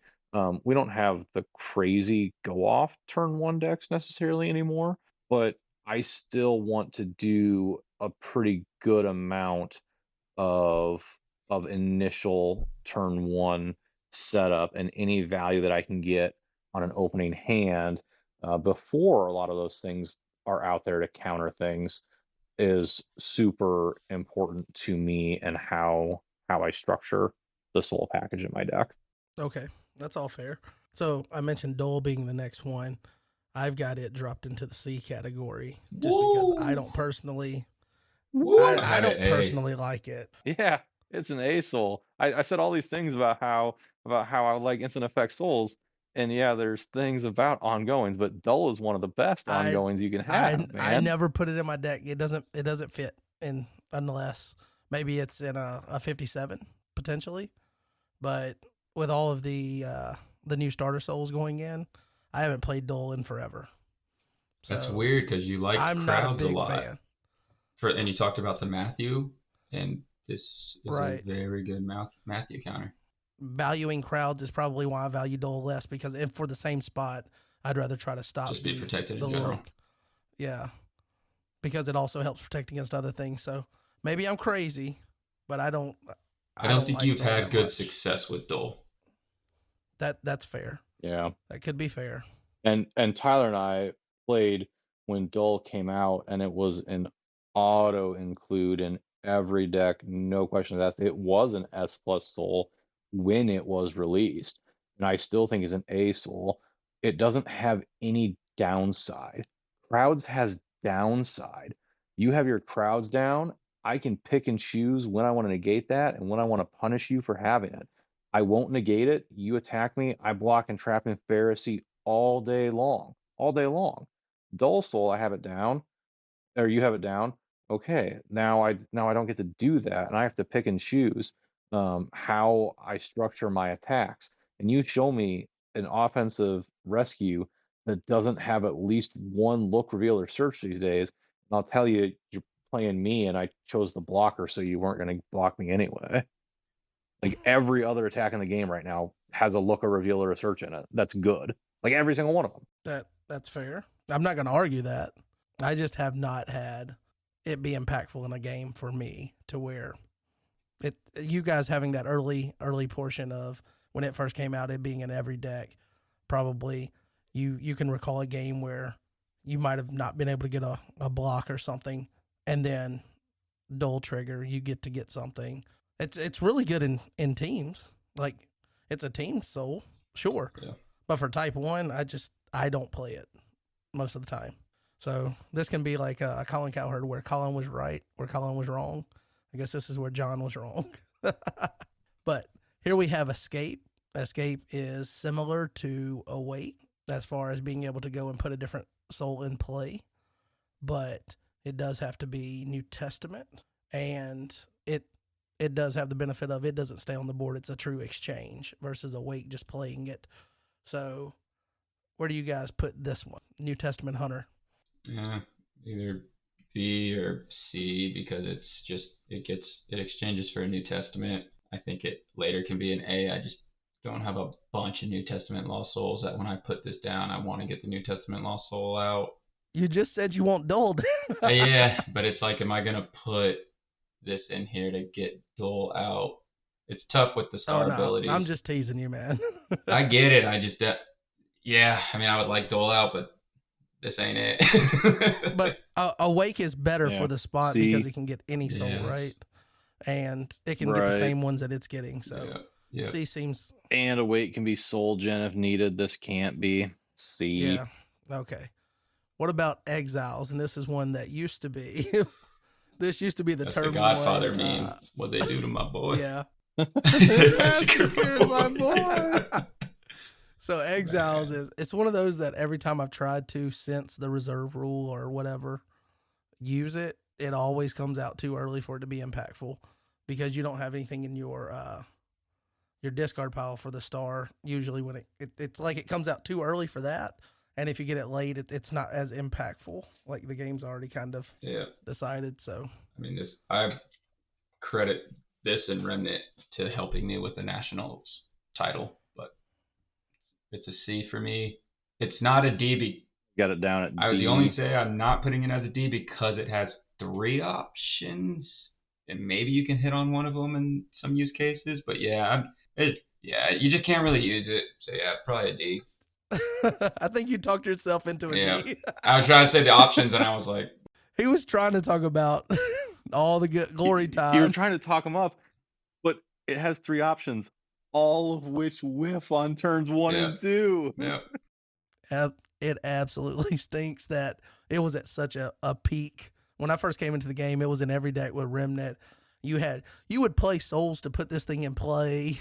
You would use Hunter to go get this thing. Yeah. And now it's just, they massacred your boy for sure. Yeah. Oh, well. Straight castrated. Old fat. Okay. Old fat. Starter deck, D. Do you know what this one does? D. D. Okay. As a general rule, if the card has to say F rescued on it, I don't actually want my opponent to rescue That's soul. A great segue to the next Lost Soul. Famine. Cool. Also a D. No, you want to, okay. I'll drop that one in. What about Famine? That's from a new set that somebody here helped design. Yeah, I mean, I love the implications, what it can do, but I don't want to have to give it up. And it's got Unity, which just needed. But yeah, I feel bad saying it. B? Yeah, I mean, it's really good if they rescue it. The only reason maybe the Unity doesn't hurt it is because it's OT. Yeah, that's probably fair. Like, it's tough for me to say B, and I tried to use this. I've yet to.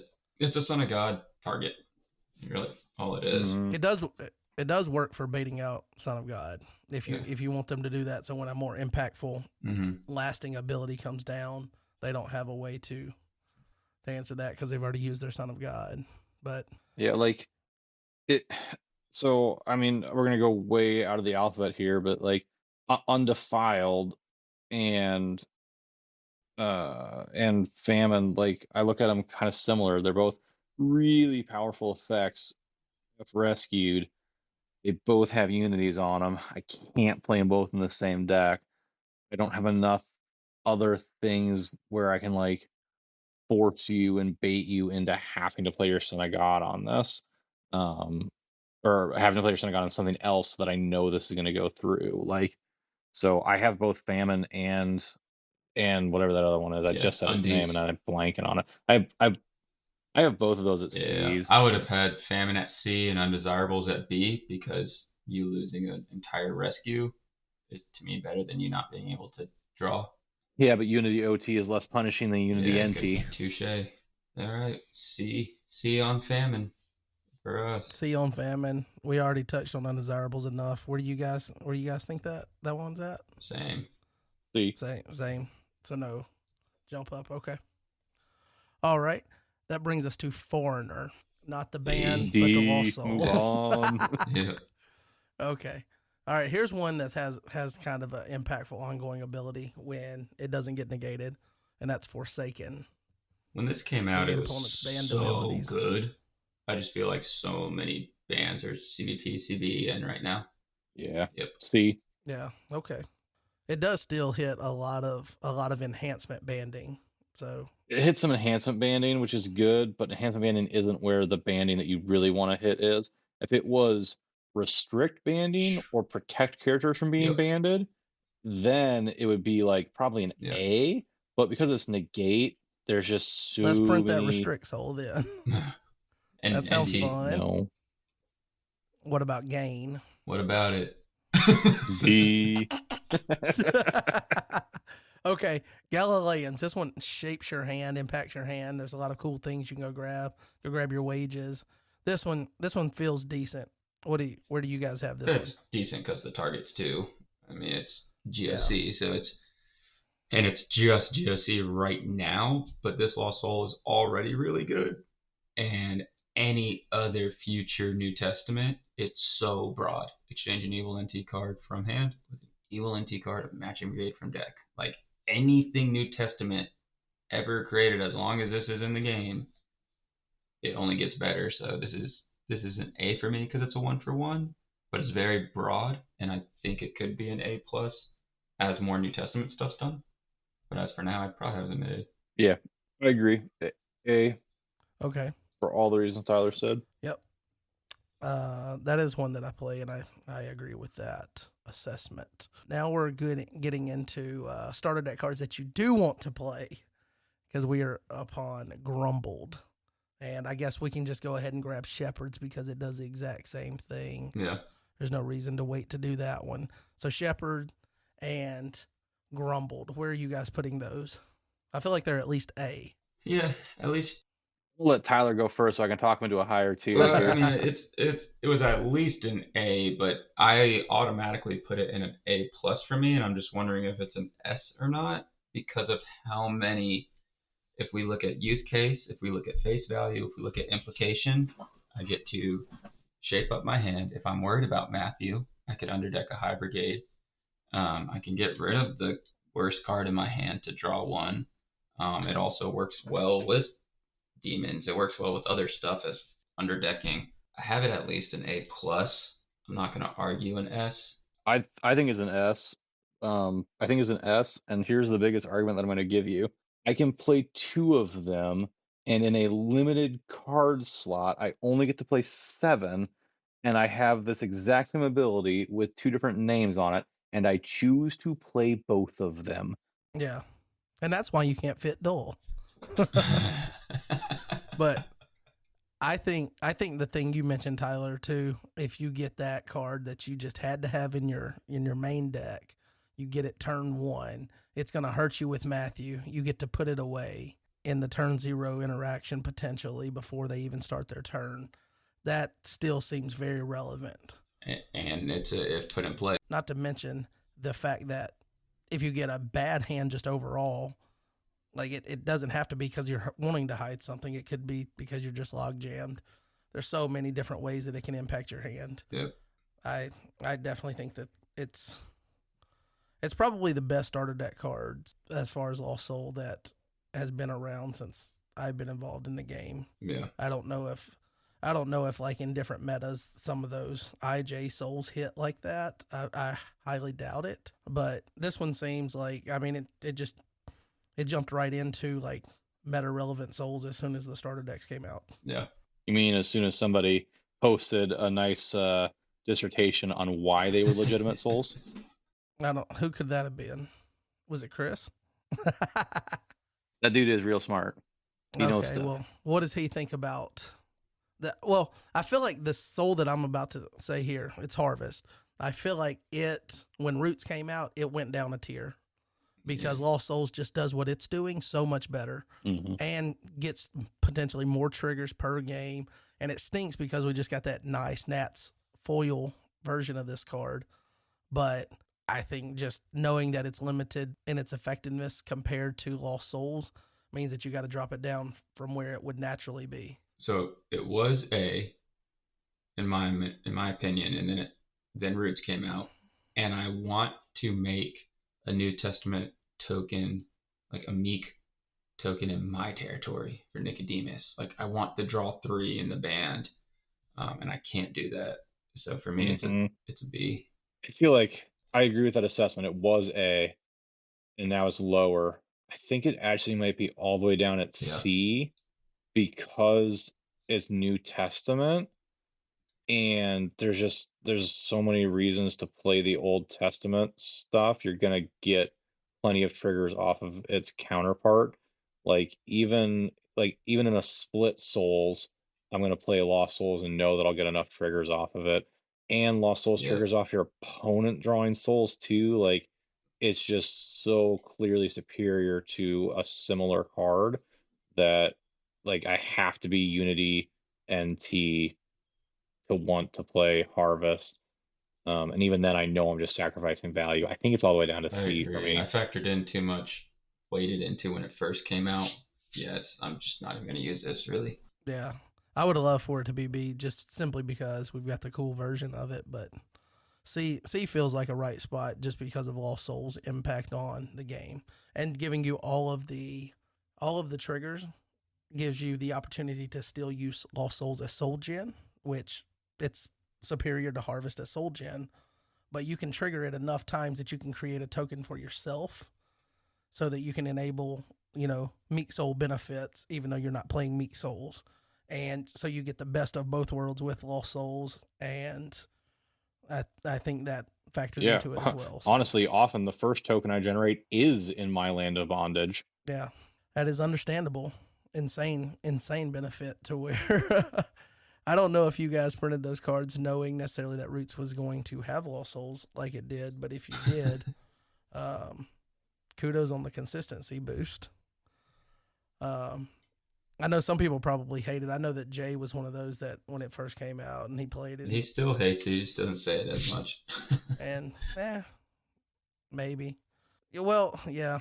I think the fact that everyone's using it and it's just you're seeing it impact games a lot right now.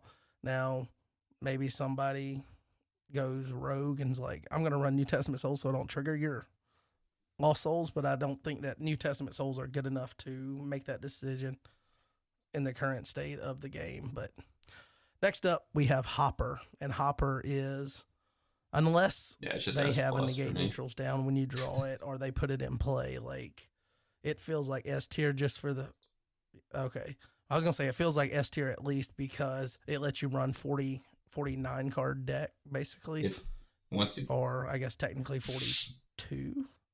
Once you take in the Lost Souls that replace themselves, because you still, even if they play it or if they play it, you don't get the benefit. But if you draw it and it's negated, you still get to replace the draw. So you're still playing a more consistent deck for that reason, having that as a card slot. So, and I never see it get negated until NT Unity becomes a unit. Thanks, Luke. I'm Hopper all day because I'm not really missing out on much with NT Unity. Or I can just play a couple of the best New Testament Lost Souls because Hopper doesn't require Unity. So as long as I'm not missing out on NT Unity, Hopper's elite. Yep. S plus, Soul Gen, deck thinning. We've talked enough about, consistency and other things like that and overall play style, but it's S plus. And I'll give a special shout out to S plus plus for the youth pastor Hopper with the best art on a Lost Soul. Dude, stop it now. That dude definitely has tattoos he's concealing because he's embarrassed that he got them. I'm just saying. Youth pastors always have like that forearm tattoo. They're trying to Oh wrap a no. Okay, bandana around to cover we're, up. we're gonna segue here. That's 7-hour episode now. My brother is a okay. minister. And he started as a youth pastor. And he's now the minister for a church in Grand Rapids. So I got my lodging figured out for nationals already. It was pretty easy. He is this guy in this art. Like, I think I actually took a picture of him and sent it in. The only difference is he does not cover up his tattoos, and he has a lot of them. And every tattoo that he has a very deep significance and meaning to it. Some religious, some personal. He's got an arrow for each child that they fostered, that he and his wife fostered. He has an arrow for each of them. He has the harrowing of hell on his forearm. And then he has one tattoo that has zero meaning whatsoever to just be like, hey, I have a tattoo, just to start conversation. He has a full back calf leg sleeve of a cyborg dinosaur Yes, riding that a is awesome. Segway. I like On a how you said Segway. we're gonna segue, and then it's about a dinosaur on a Segway. My pastor at church is tatted up, fully tatted. Yeah. Yeah. Well, what I'm saying about the youth pastor though is they're like embarrassed by the one forearm tattoo, so they're like, I don't want senior pastor to be mad. I gotta cover it up.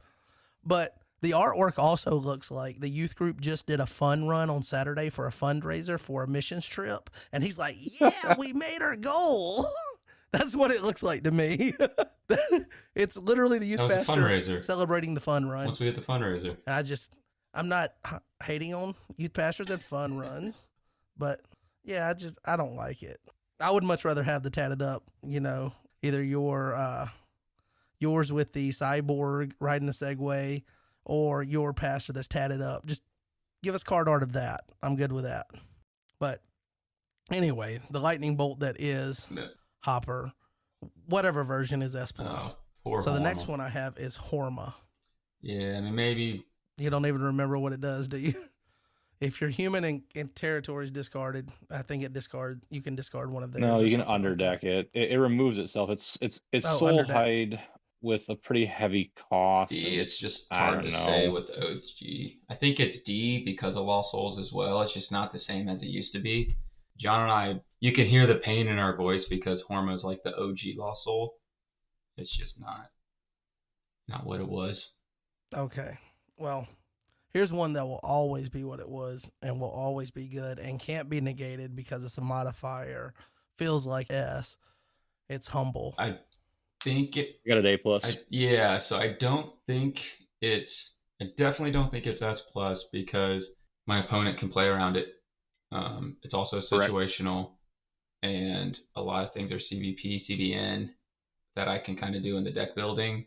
It's really, really good, and it can't be negated, and they have to play around it. But I do have it as A plus. So you're more rating it based on the interaction that it causes, and I guess I'm overvaluing the fact that it just always works and they can't. I'm going to negate that. Always can trigger. It doesn't just always work. Yeah. It forces the game state to bend to the fact that it's on the And board. all I got to do is say how many cards you got in hand. Okay, it's my turn. I have 11. Let's say you have 8. I got 11. Okay, boom, drop a few, off I go. And then it works here and there in between battle at those times. But yeah, I mean, it's really good.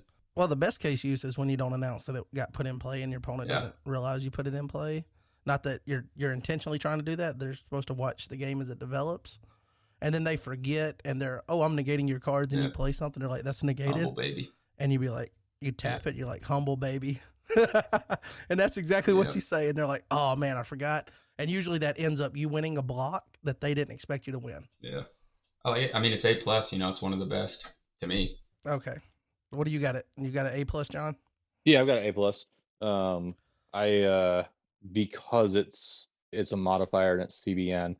If it wasn't CBN, it's probably B tier, but its ability is obviously incredibly powerful. Tyler did call out some of the, disadvantages, not disadvantages, but some of the things with it. The opponent can play around it, and it's something that I can adjust for and answer in the deck building phase with the overall deck build. Like I can build to where I don't need Humble because I have everything else that's CBN, CBP, etc. doing stuff. All right, that's definitely fair. The next one is Hunter. This is put a OT Lost Soul in play, shuffles itself away or exchanges. Definitely was part of that turn 1 package or turn 0 package that people were running in every deck back when I Am Creator was the first artifact they activated every game. And since then, nada. For the most part. I think it's seen its really good days. I think it's still a good Lost Soul. I mean, it does have that potential soul gen. It does get out one of your best Lost Souls, but it does have to put out an ongoing Lost Soul, or it does have to put out an OT that's if put in play, or an OT that's ongoing. And it's just too many ways for me to put out other Lost Souls.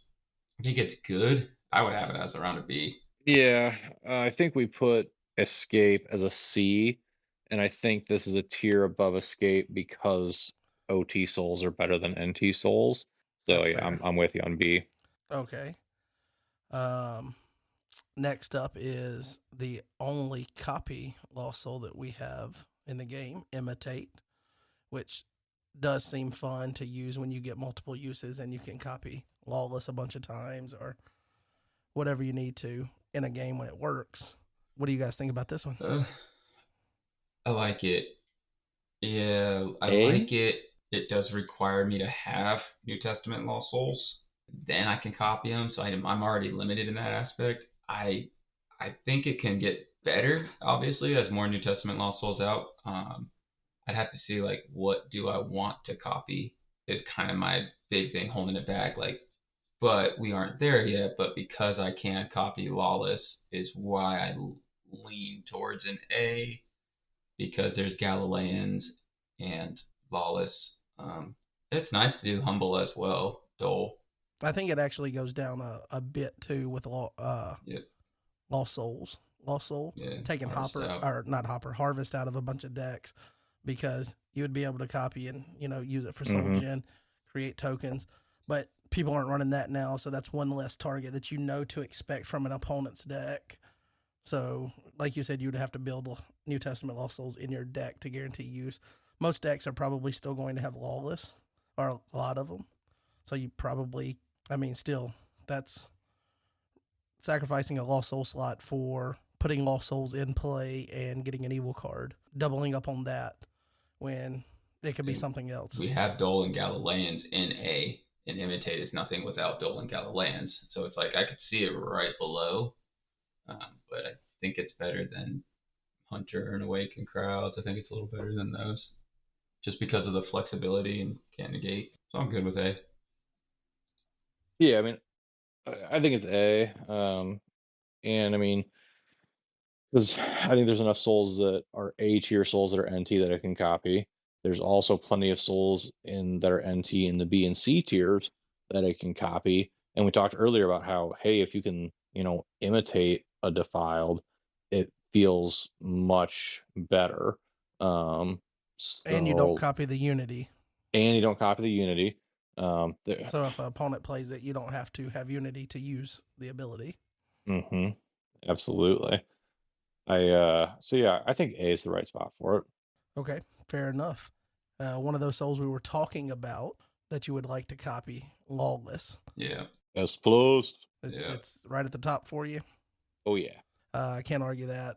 Obviously, the ability to flip it and use it for Soul Gen if you have to, or just for acceleration and getting dual alignment, grabbing a crowd's choice, a 3 woes, some kind of dominant that's dual alignment. Super good. So, no use to waste a lot of time on that. What about Lost Boy? D? How are you going to ask it like that? Like, we're going to talk about it. Like, I figured you'd say C, to be honest, possibly. But maybe that's it. It has some kind of like rescue clause, and I think I've used it in booster draft, so it has a little small spot in my heart. It's the most any redemption talk has ever happened about Lost Boy, Lost Soul, I think. Well, you did see that I used it for the cover for my. Yeah, It was the only like Lost Soul artwork I could find big enough to stretch that's and it fair. still looked good. Uh, Now, I will say it is really nice art, classic. When I think about Redemption Lost Souls, like it's an old school art that we reprinted. It's nice art. It was my booster draft soul for a Yeah, long time was I'd grab, 7 copies of Lost Boy. So like there is some nostalgia like art factor there. So if we're ranking them on that, yeah, that might be, B tier, but when you have to factor in the ability, yeah. yeah, not so much. okay. Well, here we are at Lost Souls. Uh, I think all the impact that we talked about for it enabling other things, the fact that you're going to get triggers off of it from your opponent, Lost Souls, feels like it's toward the top of the tiers here. I Where like do it you at guys A have it? plus. The fact that I can consistent soul gen on your turn, consistent soul gen on my turn, more than likely. Capturing an Amalekite slave creates another. Like there's so many where I'm just gonna keep getting souls, and then you can combo with high places. There's just it can be speed gen, and then I can the flexibility of getting that meek soul in my territory for a CBP tenants. Like it's implication and a lot of use cases, and it's immediate effect and ongoing. Did you say A plus or S A plus? plus. Okay, I agree with A plus.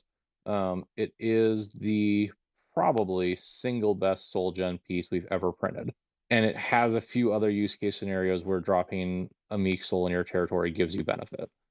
Yep. It is Yeah. still just manipulating lost Yep. souls on the table. So I can't in good conscience put it higher than A plus because it doesn't accelerate my game plan or give me a huge benefit. It doesn't lock my opponent out of doing something, etc. It is simply the single best soul gen piece in the game. So I think A plus is the right spot for it. All right. Next up, we have two different Meek souls. So Meek to represent whatever defense that you can do to manipulate Meek. All intels, all the different, obviously Meek souls and soul references from the Bible, except for Daniel. Daniel's separate, just because I thought maybe that would, with the foretelling angel stuff, maybe that gives a slightly different tier. It feels like maybe we're past that craze of the Meek Daniel soul to where the Daniel deck has evolved to where it works without it. But I did have those separate for that reason. So Meek souls, where would you put Meek souls and what they enable, and then Daniel if it's any different? Goes back to the Lost Souls talk. Uh, Yeah, I mean D and C. I've got straight meek as D's. I don't think, and let's talk about the first at the same time here. I don't think that package is what it once was or what it was touted as. There is just so many valuable things that you are giving up by choosing to play Meeks. The only scenario that even remotely makes sense is Soul Hide, and I And it didn't dies at really nationals. right, and I didn't really believe in it all that much last year, and I believe in it even less now. So I think Meeks and the first are both D. I think Daniel Meeks are C. You could easily talk me into their D as well, because I think again, the Daniel decks today aren't playing foretelling for the acceleration factor.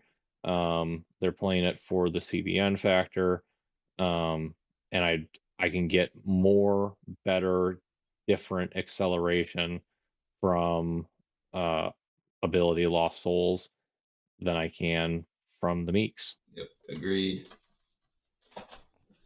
Okay. I'm going to make one slight decision on that. I'm going to put Daniel Meek also D. Yeah. Yep, I don't think there's enough benefit to give it a full tier Do you above. put the yep. first as D? Yeah, I got the first and both Yep. Meeks So okay. in the So D do I. category because I mean the first has to rely on Meeks. That's part of the Meek strategy as well. As we move into the O's, you can also put OT only and obstinate in that tier. You can also put open hand in the D Yep. tier. You can put orphans in the D tier. Ooh, There's a lot of D tier souls Oh here orphans. in yeah, the O's. orphans. Yeah, Yeah. I was like, I have never played Orphans. I have never wanted to play Orphans. I do not understand people that think Orphans is a good soul. That is straight D tier trash. Oh, I feel like it's at least C. it's my type 2 kicked in because like I want to put down a orphans, like just put one down so I can search and shield doesn't 4x me every turn. That's where my mind went. And type 1, if I put in orphans, it came out anything competitive. I've never played orphans in a type 1 deck. Yeah. Orphans would have helped us win teams last year. Yeah, but again, like we're talking type 1 rankings here. Because like if we start talking about type 2 and teams and factoring in other things like that, like Imitate, which we ranked as A, if you factor in type 2, Imitate is arguably S tier in type Yeah. 2. Okay, fair enough. We'll stay there. What about 1-for-1 exchange? Your blue dudes. Probably C because it's a shuffle ace. Like it could, and it's almost a D because you have to shuffle a Son of Jacob from hand or territory to take an animal or Genesis human from deck. That's not bad. I just kind of think of it as like an opening hand. I guess because I can get this later, I put it as a C. Like it's really nice to get a Genesis human. Like that is very broad, but the cost is one of very few heroes that are competitive. Yeah, as I was rattling through all the O souls that belonged in the D tier, which is like almost all of them, I left that one off, but I think it is D tier because the only deck I'm playing it in is a deck that's playing Sons of Jacob because I have to have one to shuffle, and then I'm Yep. grabbing an animal or a Genesis human. Well, that Genesis human is probably a Son of Jacob.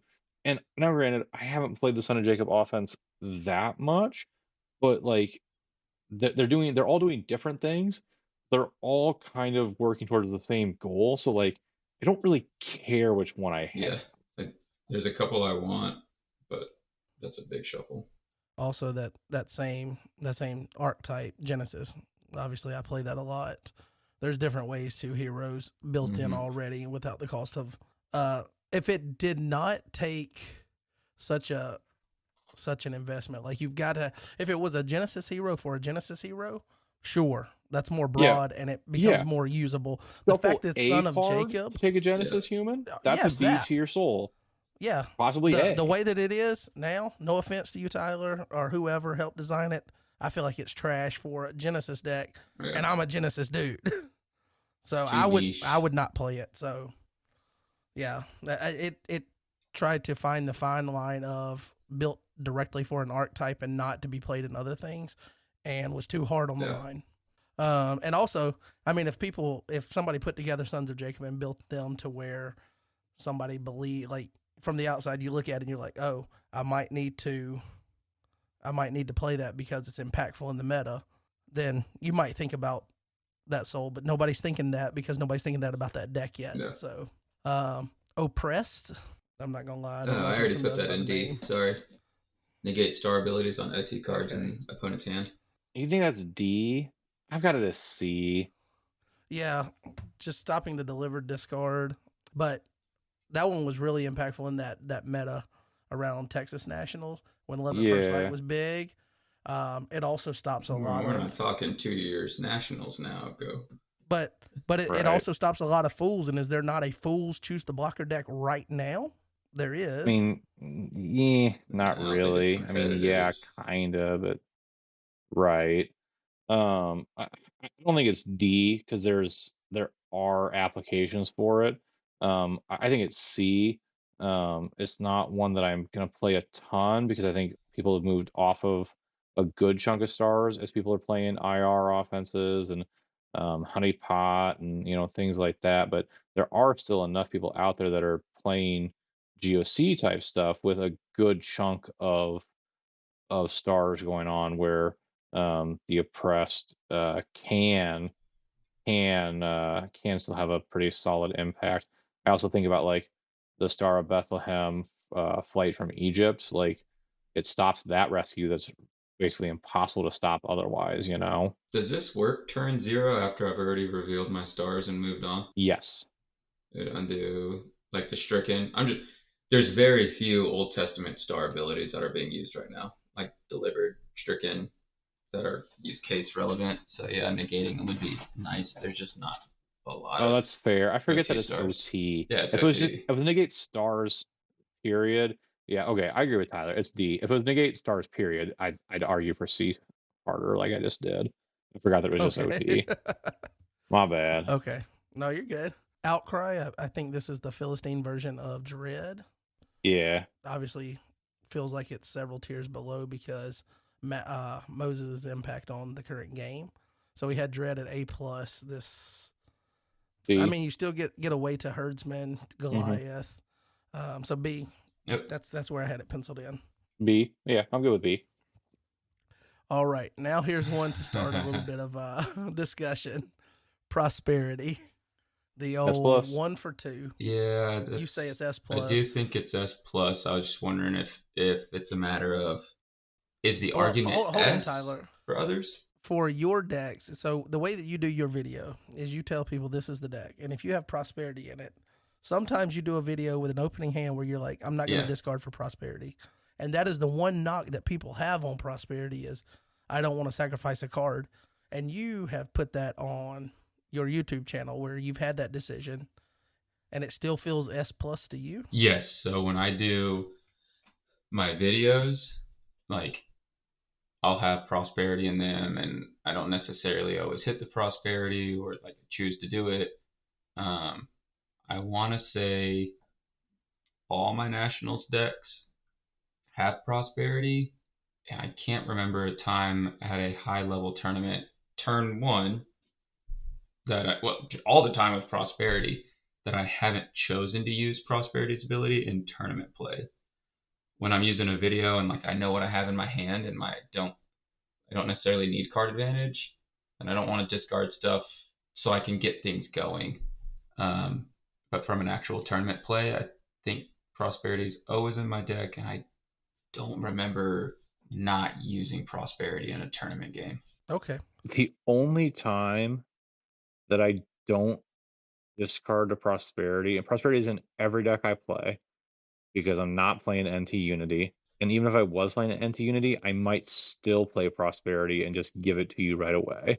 In every deck I play, the only scenario that I can think of that I don't choose a performance ability is opening hand and I drew 7 dominance and Matthew. Like that's the only scenario that I don't discard something. That's fair. I made the point on Discord earlier when it was being discussed that I think part of the people not liking it because they don't want to discard is also people playing decks that they're you guys have played enough Redemption to know what you can get away with not having in a game because you've seen a bunch of different game states and how different opponents play and things of that nature. And I think a lot of people they build their deck and they're like, I've got to have these are the cards I agreed to before I started deck building, and they're not as flexible when the game starts, when the clock starts, and they're trying to get to that win condition. And I think that's part of it is just the mental, okay, how can I simulate this game if I don't have this card out of the 8 that I started with?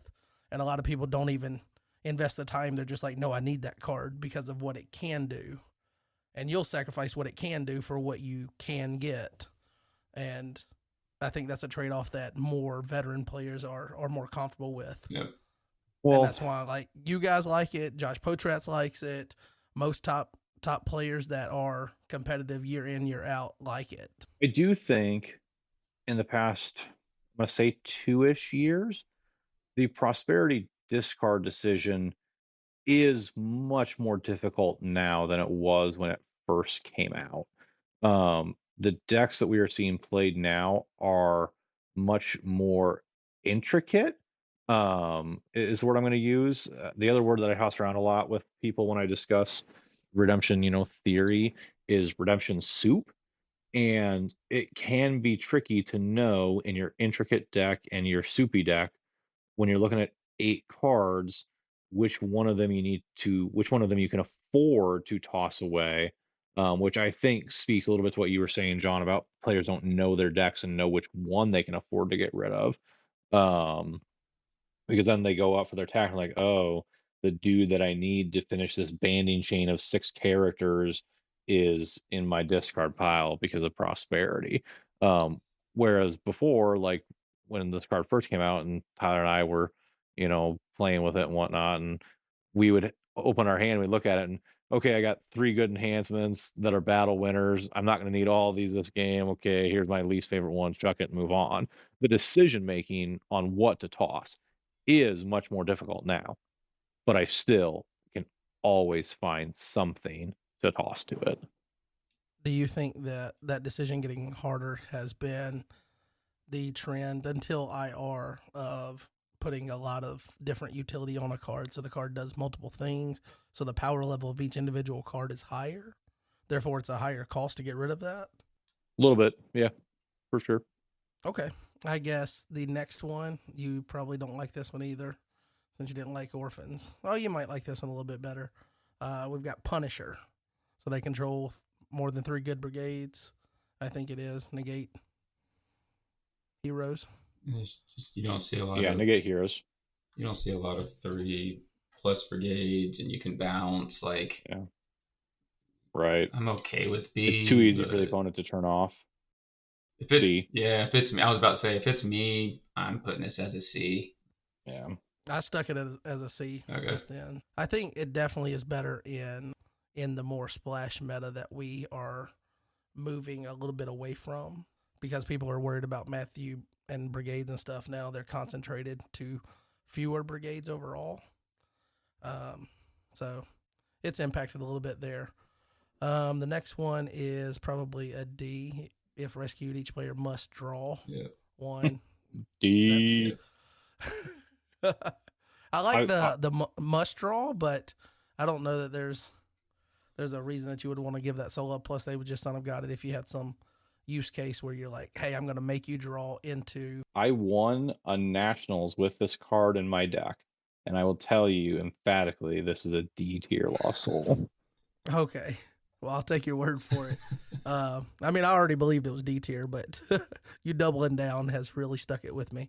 We talked about exiles earlier, and we mentioned Remnant at the same time. Here we are on Remnant. It used to be like S+ when you could grab from reserve turn 1, whatever you wanted. What is it now? You missed Remiss, D? which is ironic. But yeah, I hate to say Remnant is a D, but you saying D? Saying D. Oh. I'm saying D, but I don't like saying D because there are a couple use case Yeah. scenarios for it still. I've seen some people doing some cool things with it. It might be a C. If it wasn't for Heritage Temple and territory protection, you could use that part of it. But like I messed around with this in Daniel because it could be like a potential to pop one of those evil characters. It just never worked. And if you get it turn 0, it's like ugh. And then you get it later, and they got protection, or it's too contingent on too many things. So I would hate to say it, but D. It stinks to have an ultra rare in D, but I think all of the R lost souls are Ds. So Rejoice is a D, Remiss is a D because there's just 1,000 other ways to bounce things. Remnant is a D. Whatever this card is, Resurrection is a D. Retribution is a D. Well. Revealer might not be, but again, like Unity, NT, other things that just do the job better, probably a D. Yeah, I think the fact that Darkness is just so much better for kind of the same. Because, I mean, if you're just revealing to put a Lost Soul in play, I mean, there's different ways to put Lost Souls in play. So really the cute thing is the evil character that you could play, and you could just do Darkness. So or Lawless. Like, it's Darkness and Lawless are both better than it and aren't Unity NT. Yeah. And you said I missed Remiss. I guess when I redid the names on the card art, I guess a couple of them. Right. Well, I'm just explaining to people if they go to do this because I did make a template that I know we apparently missed Aimless and Remiss, and those are probably on my work computer just got not re-uploaded when I did the names across them. Ladies Salty. and gentlemen, the Alabama public education system. Hey, that's fair, I guess. We've got Salty. It kind of had its little run when it first came out, and now it's not as. We don't have people asking about building Salty because they're asking about building around Nazareth and things that are just a little bit better. But it still could be a relevant soul when it hits the table and you're not prepared for it. Feels like it still should have a B, maybe? I like it at B. I think I'd put it in B tier if the image in Lackey was the right size. But every time I go to put in a deck, I'm like, I'm gonna have to stare at this stupid image the entire time, and I have to lower the tier for that. I just have to. Oh, you never went into the images and like swapped out the image. You tell me that's fixed if I just go delete the Delete. image and re-download it? Yeah. Oh, that's glorious. Okay, it can be a B tier. I have no idea what you guys are talking about. Salty okay. used to be like a thumbtack size. It was so annoying. Oh, I don't guess mine's been like that I've noticed. Yeah. Salty's good. It's definitely something that can come down on the table and it's like, oh, that messes you up. Turn 0 interaction. Really good against Honey Pot. Really good against Daniel decks. It's funny, some of these Lost Souls that we kind of teeter-tottered and kind of had at B, like Chad puts them all together and it's a very strong, potent Lost Soul package. But you get that value from everywhere from turn 0 when you put them all down. Yeah, so I think that's B. And we've already talked about Shepherds. Every other S Soul is a D. Game is Not a D. the shut door. Shut door is a D. Slaves Stumble. definitely a D. Stumble, okay, Tempter. hard D. Tempter. You can put in a site and capture a woman. There's no tier for also a D. There's no tier for that one. Somehow that's a bad marriage proposal right there. Hey, come to my site, get captured. Things we should edit out of the podcast. 400 or 500. Thorns, which seems like it could be good, but it feels like you're not gonna like it very much, John. C? What do you think, Tyler? I have it at C. Like it's. See, I knew one of you guys were gonna be real low on it. Yeah. I penciled it in at B. Like we're just not seeing. Like if I have orphans there at D, there's not too much that Thorns is protecting that orphans isn't. I don't know. I just don't get a lot of value from Thorns. Thorns might be a D too. Yep, that's kind of where I was seeing it. Okay, I'll put it there. We've got Unfaithful. D. Yep. You said B or D? D, but talk to me in a year and a half when people aren't playing Meeks all over, and it might be higher, but it's still a D. What does it even do? Exactly. It's protection from rescue except by Meek heroes. Oh, okay. I will say it is one of the better protected from rescue things. Like if we had to rank the 6 or 7 different protected from rescue, it's probably the best of those, but all of those are awful D tier cards. Yeah. Vindicated. This one probably D. Probably, yep. But yeah, this one could have been really cool had you guys or whoever put CBI or CBN on it to where you couldn't go double. So like you son of God, this or whatever. I don't know if it's D. I think it's C. It's definitely, it's not, it doesn't have any unity on it, so I can play it with whatever. It's one of the better F rescued effects. Like obviously it's clearly better than F rescued, both players must draw 1, F rescued, draw 1, etc. Like it's better than all of those. It's not as good an effect as Famine or Undesirables, in terms of, when those get rescued, it's a huge impact. But restricting from playing dominance one-sided is very powerful. So I think it's C. I don't think it's a D. I'm okay with that. I don't think the community's seen a good use case. Like I don't think someone's rescued Vindicated and then remembered it, and then that knowledge has gone out there to the public. So I could see it being C just because the implications of Vindicated. Well, in the community's defense, there we have it at the backside of C, Yeah. Yep. and there's a B, A plus, S Yep. plus You're tier right. for 7 souls. So, Mm, I mean, there's probably not enough people playing it to ever even have that encounter unless they drafted in booster. yep. But next up, we've got Wanderer, and I do have them specified Wanderer Roots and Wanderer Legacy Rare because one of them is in prep phase and one of them, as long as you have not rescued or whatever. I think If is you the haven't attacked. distinction. If you haven't attacked, yeah. But one of them you could do in your discard phase if you skipped your battle phase. I guess is the difference. I don't know the importance of that distinction. Maybe you guys have some use case for that, but I did do them separately so that we could put them in different tiers if need be. I think they're the same tier. There's not they're functionally the same. Like there's almost no scenario where I'm going to have this soul in my discard phase when I didn't have it in my prep phase, and I want a soul of yours on my side in my discard phase, but I didn't want it there during my prep phase. Like I just like maybe there's one like random scenario where like you have a distress that I want to move over to my side of the table in my discard phase so that it like turns on and negates something of yours that I didn't want negated while I was doing a search. Like I wanted like our Thomases to bounce off of each other or something. Like even as I'm saying it, it's ridiculous, right? Like there's no scenario. I don't think there's a scenario where it's different. So I think they're the same tier. And I think that tier is probably B. Yeah. I had no heroes in my hand. I activated Denarius. I drew 3. I drew into a Wanderer Roots. I still drew no hero, and then I could use Wander. That's like one of the only scenarios. So it doesn't justify a different.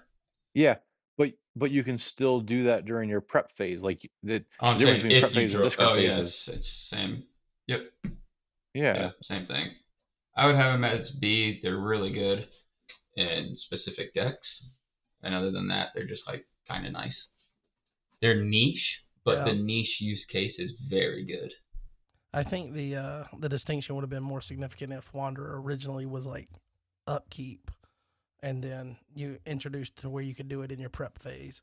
But I didn't know that. I didn't know if you guys had some crazy strategy with it that would be impactful, so I kept them separate. But we'll put them in B tier, and that brings us to the last one, which is a modifier, so it cannot be negated, which is worth something.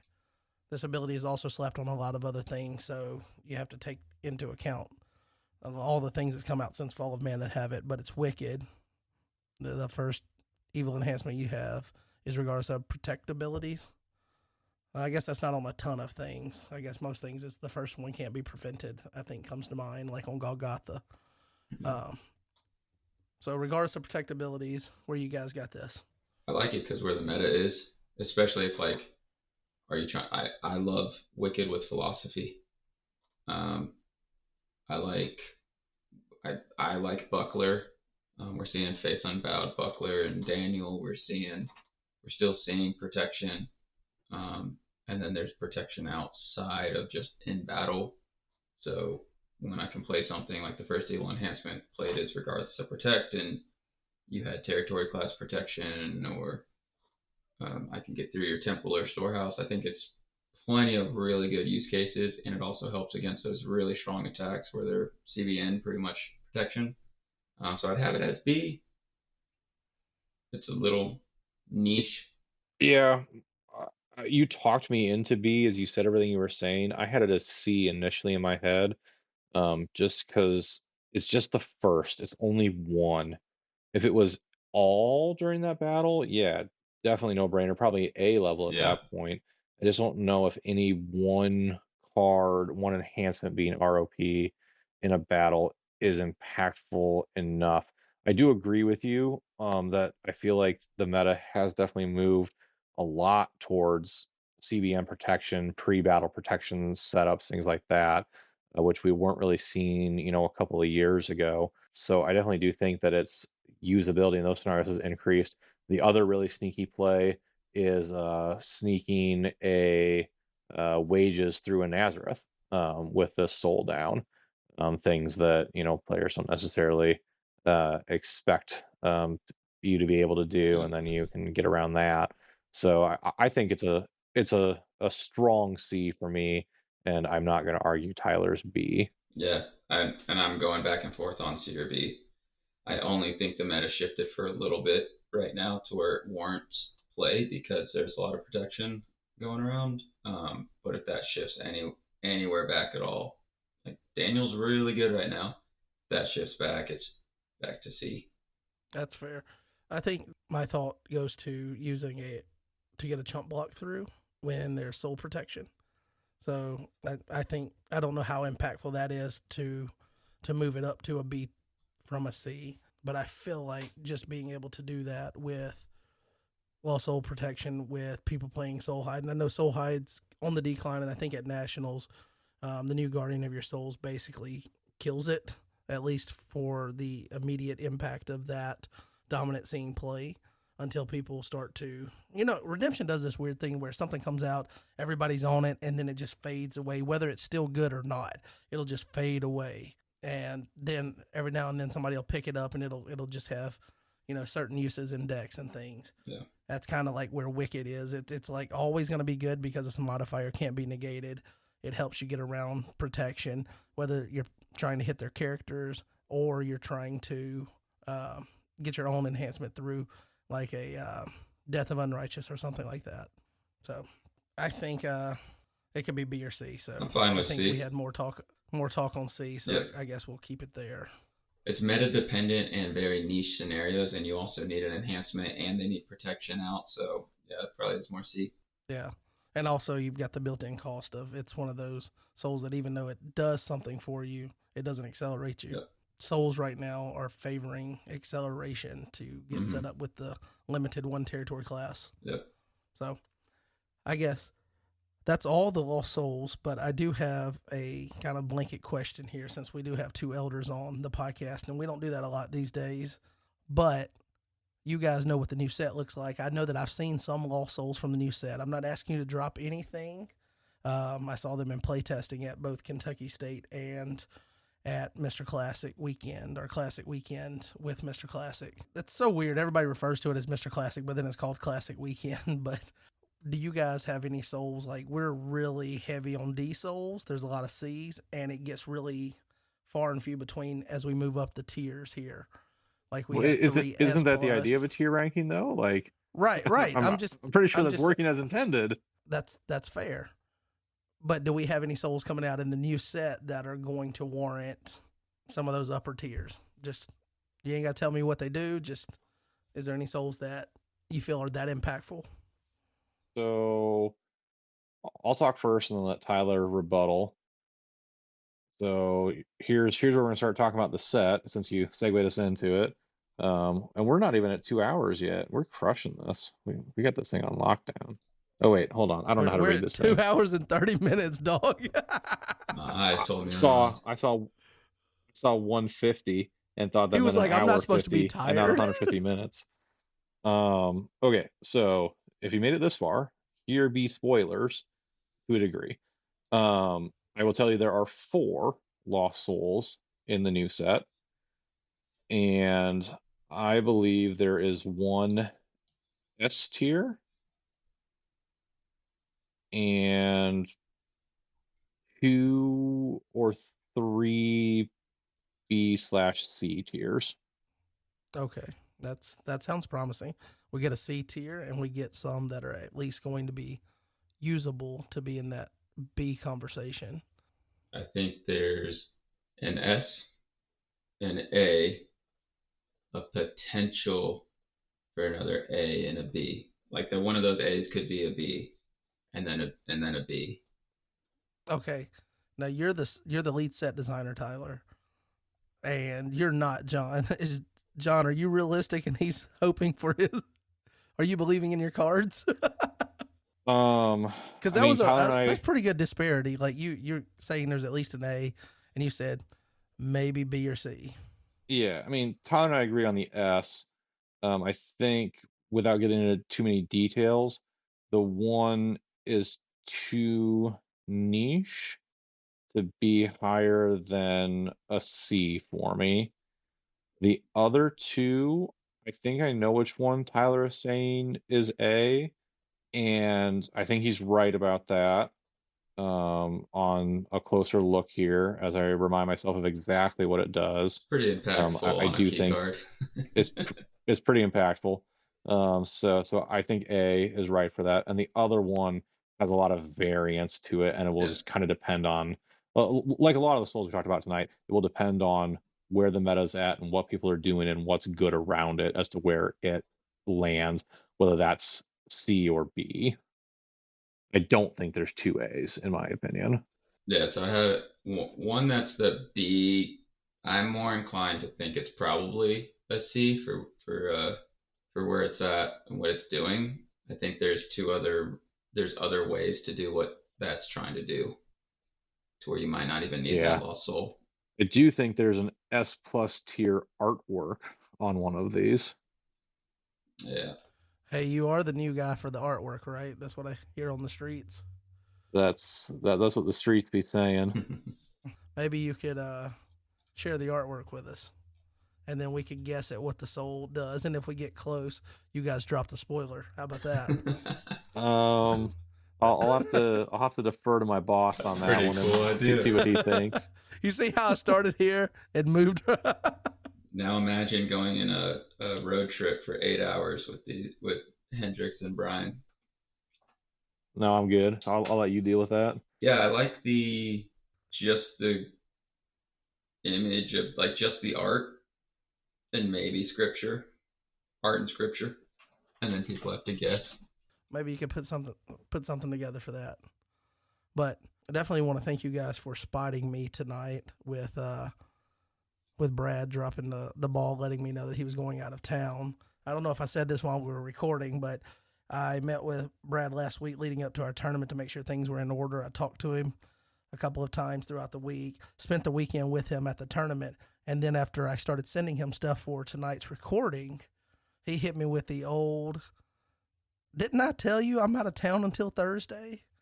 So you guys came in a pinch here and helped me out because a solo episode, I fear, I have to tell you, they don't do very well.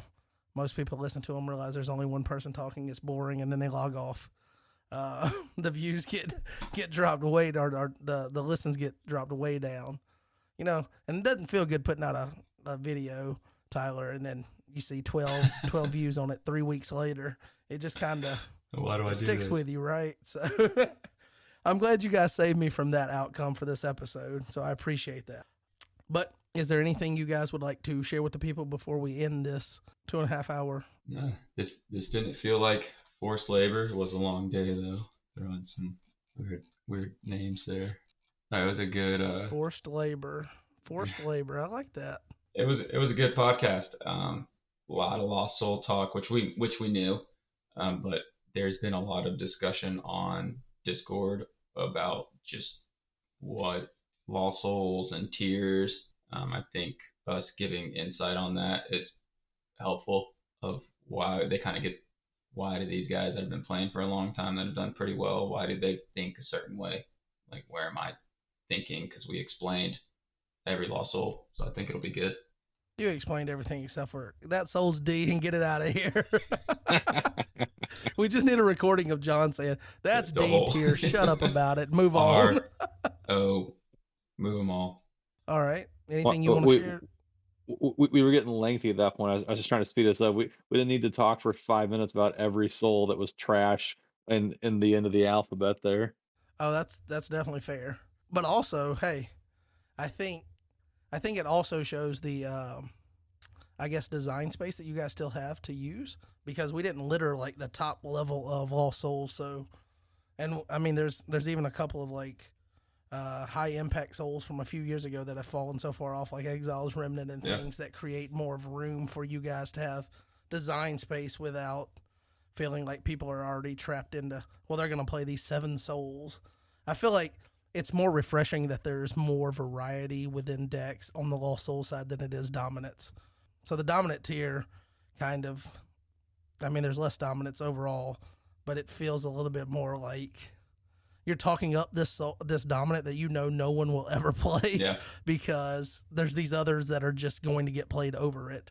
And at least Souls feel like there's a little bit more variety within that and still room for you guys to sprinkle in some really good Souls. I feel like this set, the dominance and the Lost Souls, there's not much fluff. There's that one that Lost Soul, who said probably is a like C tier. It's more theme related to kind of help a theme. But the dominance and Lost Souls are very much good. There's no like famine or 1-for-1 or Gods of Egypt. Like very much seems like you look at these cards and you're like, wow, these are good. Yeah. Well, I appreciate you guys again, and I guess we'll get ready to stop the recording here. Peace.